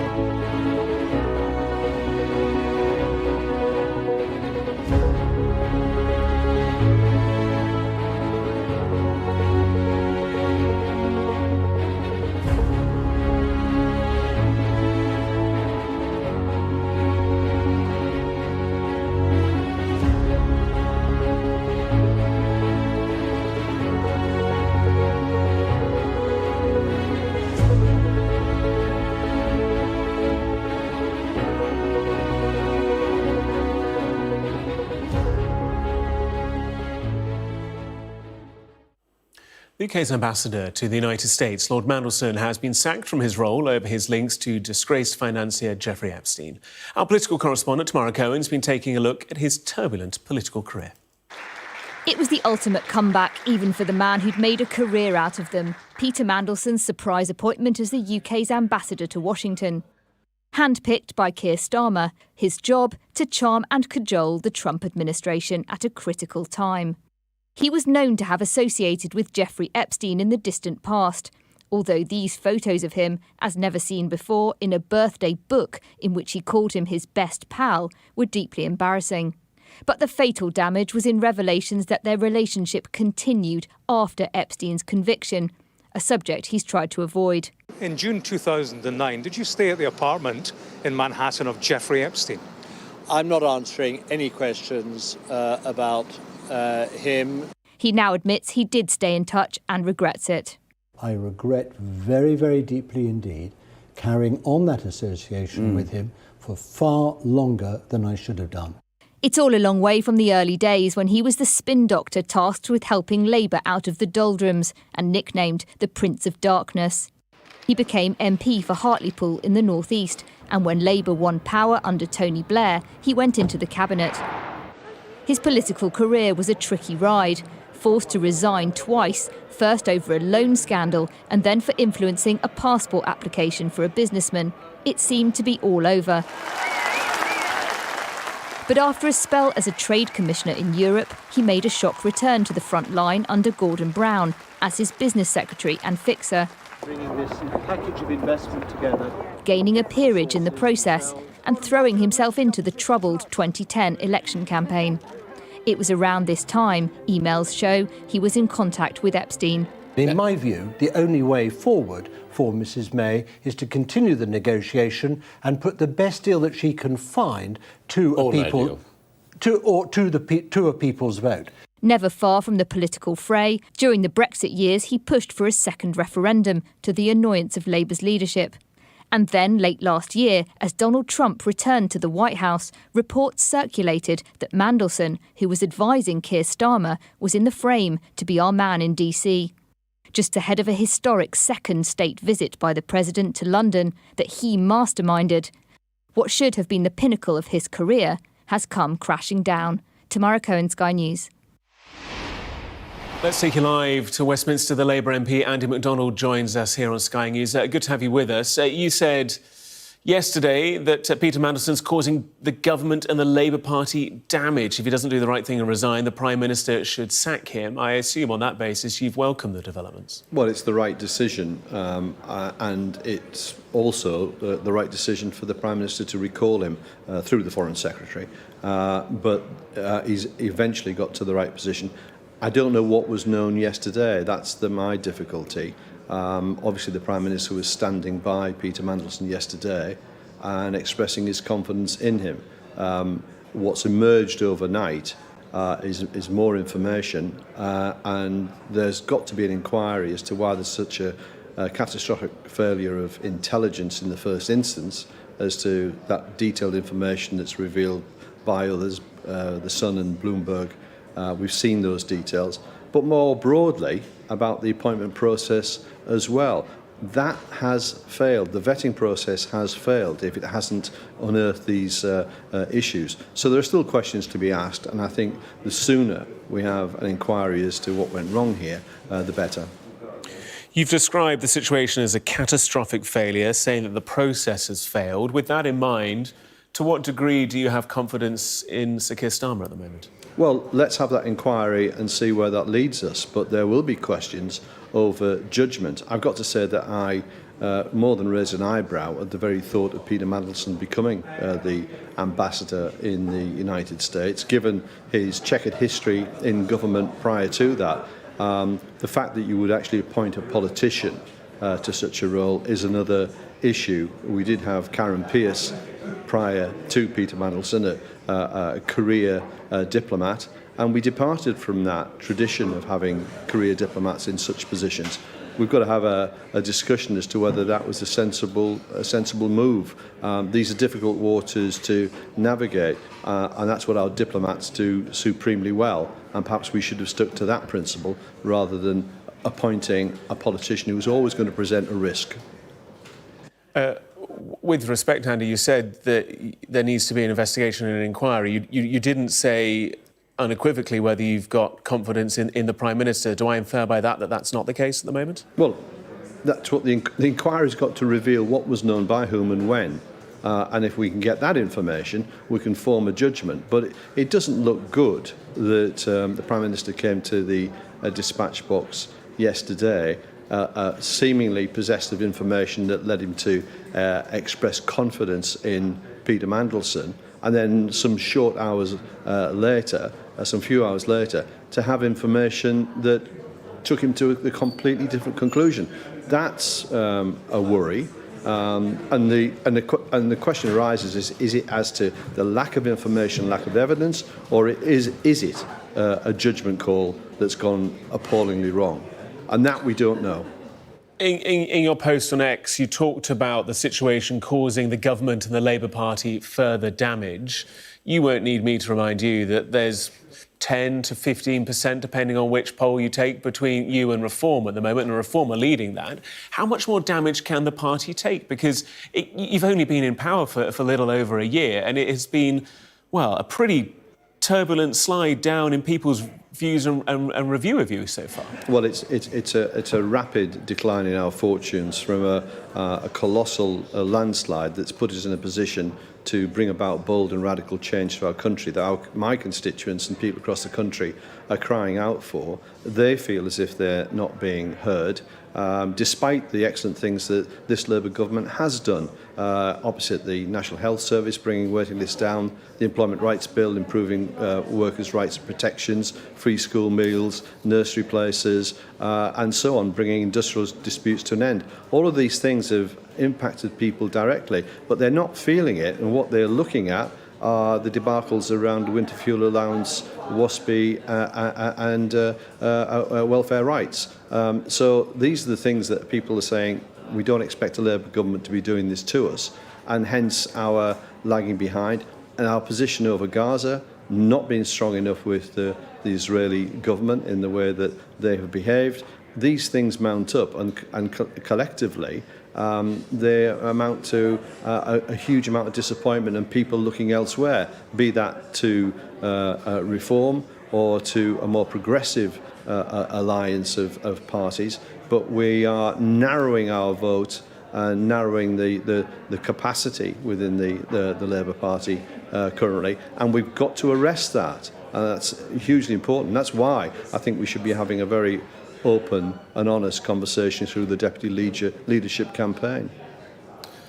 Labour MP Andy McDonald joining us live from Westminster. Appreciated. Thank you. Breaking developments to bring you from Downing Street. Beth Rigby standing by. Beth, what can you tell us? Well, Gareth, the lobby, that's when the political journalists around Westminster have a briefing with the Prime Minister's official spokesman. That has just finished. And I can confirm what we all expected, that the Deputy Ambassador, James Roscoe, he's currently Deputy Head of the mission. He's been promoted. He will now be the interim ambassador to the US, and he will now be in charge of planning that crucial state visit next week. So that's the new information we have, that James Roscoe, as we expected, is now stepping in to Lord Mandelson's shoes as they now search for his replacement.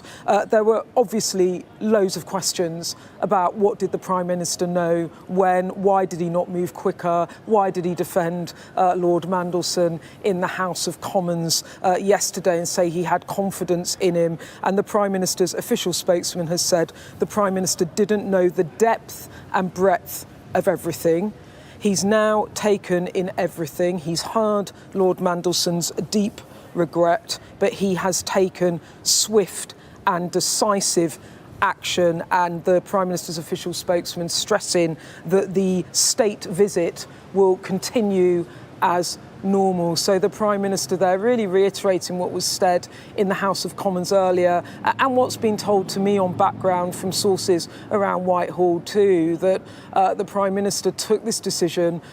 He looked at the information overnight in that leaked cache of emails that had been released to Bloomberg, Lord Mandelson trying to get ahead of this, then given an interview to The Sun in an attempt to put his case forward before all this material emerged. But really, the killer for him were emails in which Lord Mandelson was defending Epstein, telling him to fight on, telling him his friends loved him, after he had been convicted in 2008 for sexual offences. And really, with that information, the Prime Minister had nowhere else to go, nor I imagine would want anywhere else to go but to sack him, given that Keir Starmer was Director of Public Prosecutions, has made a point of trying to prosecute sexual predators, and also has made halving violence against women and girls one of the missions of his government.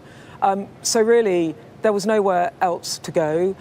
He, as I understand it, took the decision in Downing Street with his Foreign Secretary, Yvette Cooper, this morning. But there are so many questions around Keir Starmer still now and his judgment. And you heard that in Kemi Badenoch's remarks. How did Lord Mandelson even get back into government, given that there was a knowledge of a relationship with Epstein? Now, people in government are saying to me, none of these emails have been seen, that Peter Mandelson didn't even see these emails because it was in a closed email account. But when they came to light, the decision was taken, swift and decisive, as the PM's team put it. But there are questions about why Mandelson was let back in, and many a Labour MP disagreed with that decision. He'd had to leave previous Labour administrations in the new Labour years, not once but twice, because of his conduct. So questions still about the Prime Minister that I don't think are going to go away. And now, of course, all eyes on the state visit and how does that play out with a Donald Trump that does not like any associations around Epstein and is himself under heavy questioning and scrutiny in the US about his relationship with the convicted paedophile. And Beth, this is a subject that you were discussing on the Electoral Dysfunction podcast today. What more was said there? Well, Gareth, it was we record it in the morning on a Thursday, and we knew that the urgent question was coming, and so we waited to see what happened. And to be honest, by the time we'd finished the recording before the UQ, it was very clear to me that both Harriet Harman and Ruth Davidson, who I do that pod with, both thought he would have to go and were shocked he hadn't. And this is the reaction of both those politicians to the news that he had been sacked by the Prime Minister. Well, I think he's right to sack him.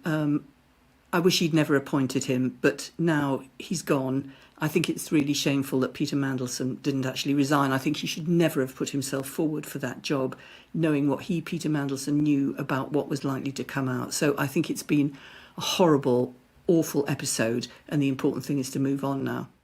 Ruth? Well, I think it's, one, mad that you appointed him, but two, absolutely mad that Keir Starmer stood up in the House of Commons at Prime Minister's questions yesterday and backed him and said that he had faith in him. And said it more than once, I have confidence in him. But it was clear as day that there was more to come out here, and that Mandelson knew about it when he put himself forward for the post, and that Keir Starmer couldn't have known about the extent of it. But there's I think a mistake here from the Tories as well, in the timing of this. This, we're talking at 10 to 11 on Thursday, and it came out just before a Foreign Office Minister had to stand up in the Commons because the Tories had tabled an urgent question about Peter Mandelson, and they either had to guddle through another day of saying he's still in post, or they had to make a decision and fire him. And what I think it must have been a difficult decision for Keir Starmer because he didn't do it yesterday, whereas actually this now will calm down a little bit for Keir Starmer. This makes, in a sense, part of this go away. And actually, if you're the Conservatives, you probably wanted this to drag on. I imagine for the Prime Minister, seeing him yesterday, that this will be relief to him, because you could see, Harriet, the way you described it was he was anguished by the continuation of Mandelson in the post. There's questions about why did he defend him in that moment, but we know in politics that sometimes you're trying to work out what to do and you adopt a holding position, and that seems to me what happened yesterday. I think there's probably more to come now about, well, what did you know when, and didn't you know this stuff when you appointed him, and why didn't you vet him more closely? And we talk about that in the pod. Yeah, questions still for Keir Starmer. As I said, what I've subsequently learnt since recording that podcast, that the Prime Minister's team are clear that there were many pieces of information that the Prime Minister did not know about that only came to light last night when Bloomberg published details of that cache of emails and the relationship between Jeffrey Epstein and Peter Mandelson that continued beyond the conviction in 2008. And I think the thing that has really tipped the balance against him, for the Prime Minister at least, was the fact that he was trying to defend someone that had been convicted of sexual offences and really taking the side of a perpetrator and not the side of the victims. Now, Peter Mandelson himself says he deeply regrets it, that the relationship was an albatross around his neck. He said that he wrongly believed what Epstein and his legal counsel had been telling him, and that he regrets that. But still, this is an impossible situation for a Prime Minister. There's no way he could have kept Mandelson on in light of that. And I'd say also that the Parliamentary party were up in arms. There were MPs disgusted by the way Mandelson had conducted himself with Epstein following that conviction, that somehow some MPs said to me, you know, before he was convicted, you could understand that perhaps there was a relationship, but after continuing that relationship, even doing business with him after, that was an untenable position. I still think there are lots of questions about when did Peter Mandelson last have contact with Jeffrey Epstein? Did he go and visit him again? There are lots of questions around what the Prime Minister did or didn't know, what the vetting process was. Should it have been better? As Harriet Harman makes a point in the podcast, that he was a political appointment, not a civil service appointment. And actually, Harriet points out that the vetting process is a bit different. So I think there will be lessons to be learnt from all of that. But I think there was also a realisation overnight from Downing Street. I think perhaps they started off thinking Peter Mandelson being sacked or having to step out of the post just days before a visit, it is bad news, because it's widely been viewed that he's done a good job as US ambassador and managed to work with the Trump administration. But I think overnight what was clear was this story was only going to build and build and build, and what they didn't want was it still to be very live, in the sense of Peter Mandelson being in the picture when Trump arrived, because then the Epstein questions really don't go away. And we know that Epstein himself, Donald Trump himself, has been alleged to have been in that birthday book. There is a note from him allegedly. He's saying it's fake news, but that's all going on in the US. So the Prime Minister with little option but to sack him. But my instinct is that Keir Starmer would have wanted to do that, because if he ran an election campaign saying he was going to clean up politics, he simply cannot protect or try to defend Lord Mandelson, given what we now know. And I would also say that in the Commons yesterday at Prime Minister's questions, he looked like he was absolutely hating it, put in a terrible performance, partly because he knew that he was trying to defend what I suspect he privately thought was indefensible. And Beth, what do we need to consider with regards to kind of the wider party, thinking here of the cabinet reshuffle and also that deputy leadership race that's going on in the background too? Where do those metrics play into this? Well, look, I think with the Parliamentary party, there would have been absolute mutiny had Peter Mandelson not gone. He was a divisive figure in the party anyway, and a number of MPs have told me that the Parliamentary party was absolutely furious after they realised what Mandelson had said to Epstein following that conviction, and that he was still in post. So point one, I'm not sure how much option Starmer would have had. I think he could have faced quite an existential crisis of leadership had he not taken this action. The second point on the deputy leadership, Emily Thornberry's dropped out today. It now looks like the two runners into the race in terms of the hustings and then the votes will be Bridget Phillipson from the Cabinet and Lucy Powell, who was just until recently the leader of the House, lost her position in Cabinet. So that is now playing out. I wonder whether MPs will want someone that's in Cabinet in that post. Beth Rigby live in Downing Street for us. Thank you so much. We're going to bring plenty more insight, reaction and analysis, both from here in the UK and also, of course, across in Washington, D.C. as well. Reacting to that news that Peter Mandelson has been sacked as UK Ambassador to the United States over his links with disgraced financier Jeffrey Epstein. A replacement has been announced. We'll bring you all the details after this short break. Plenty more on the Politics Hub blog, online and on the app.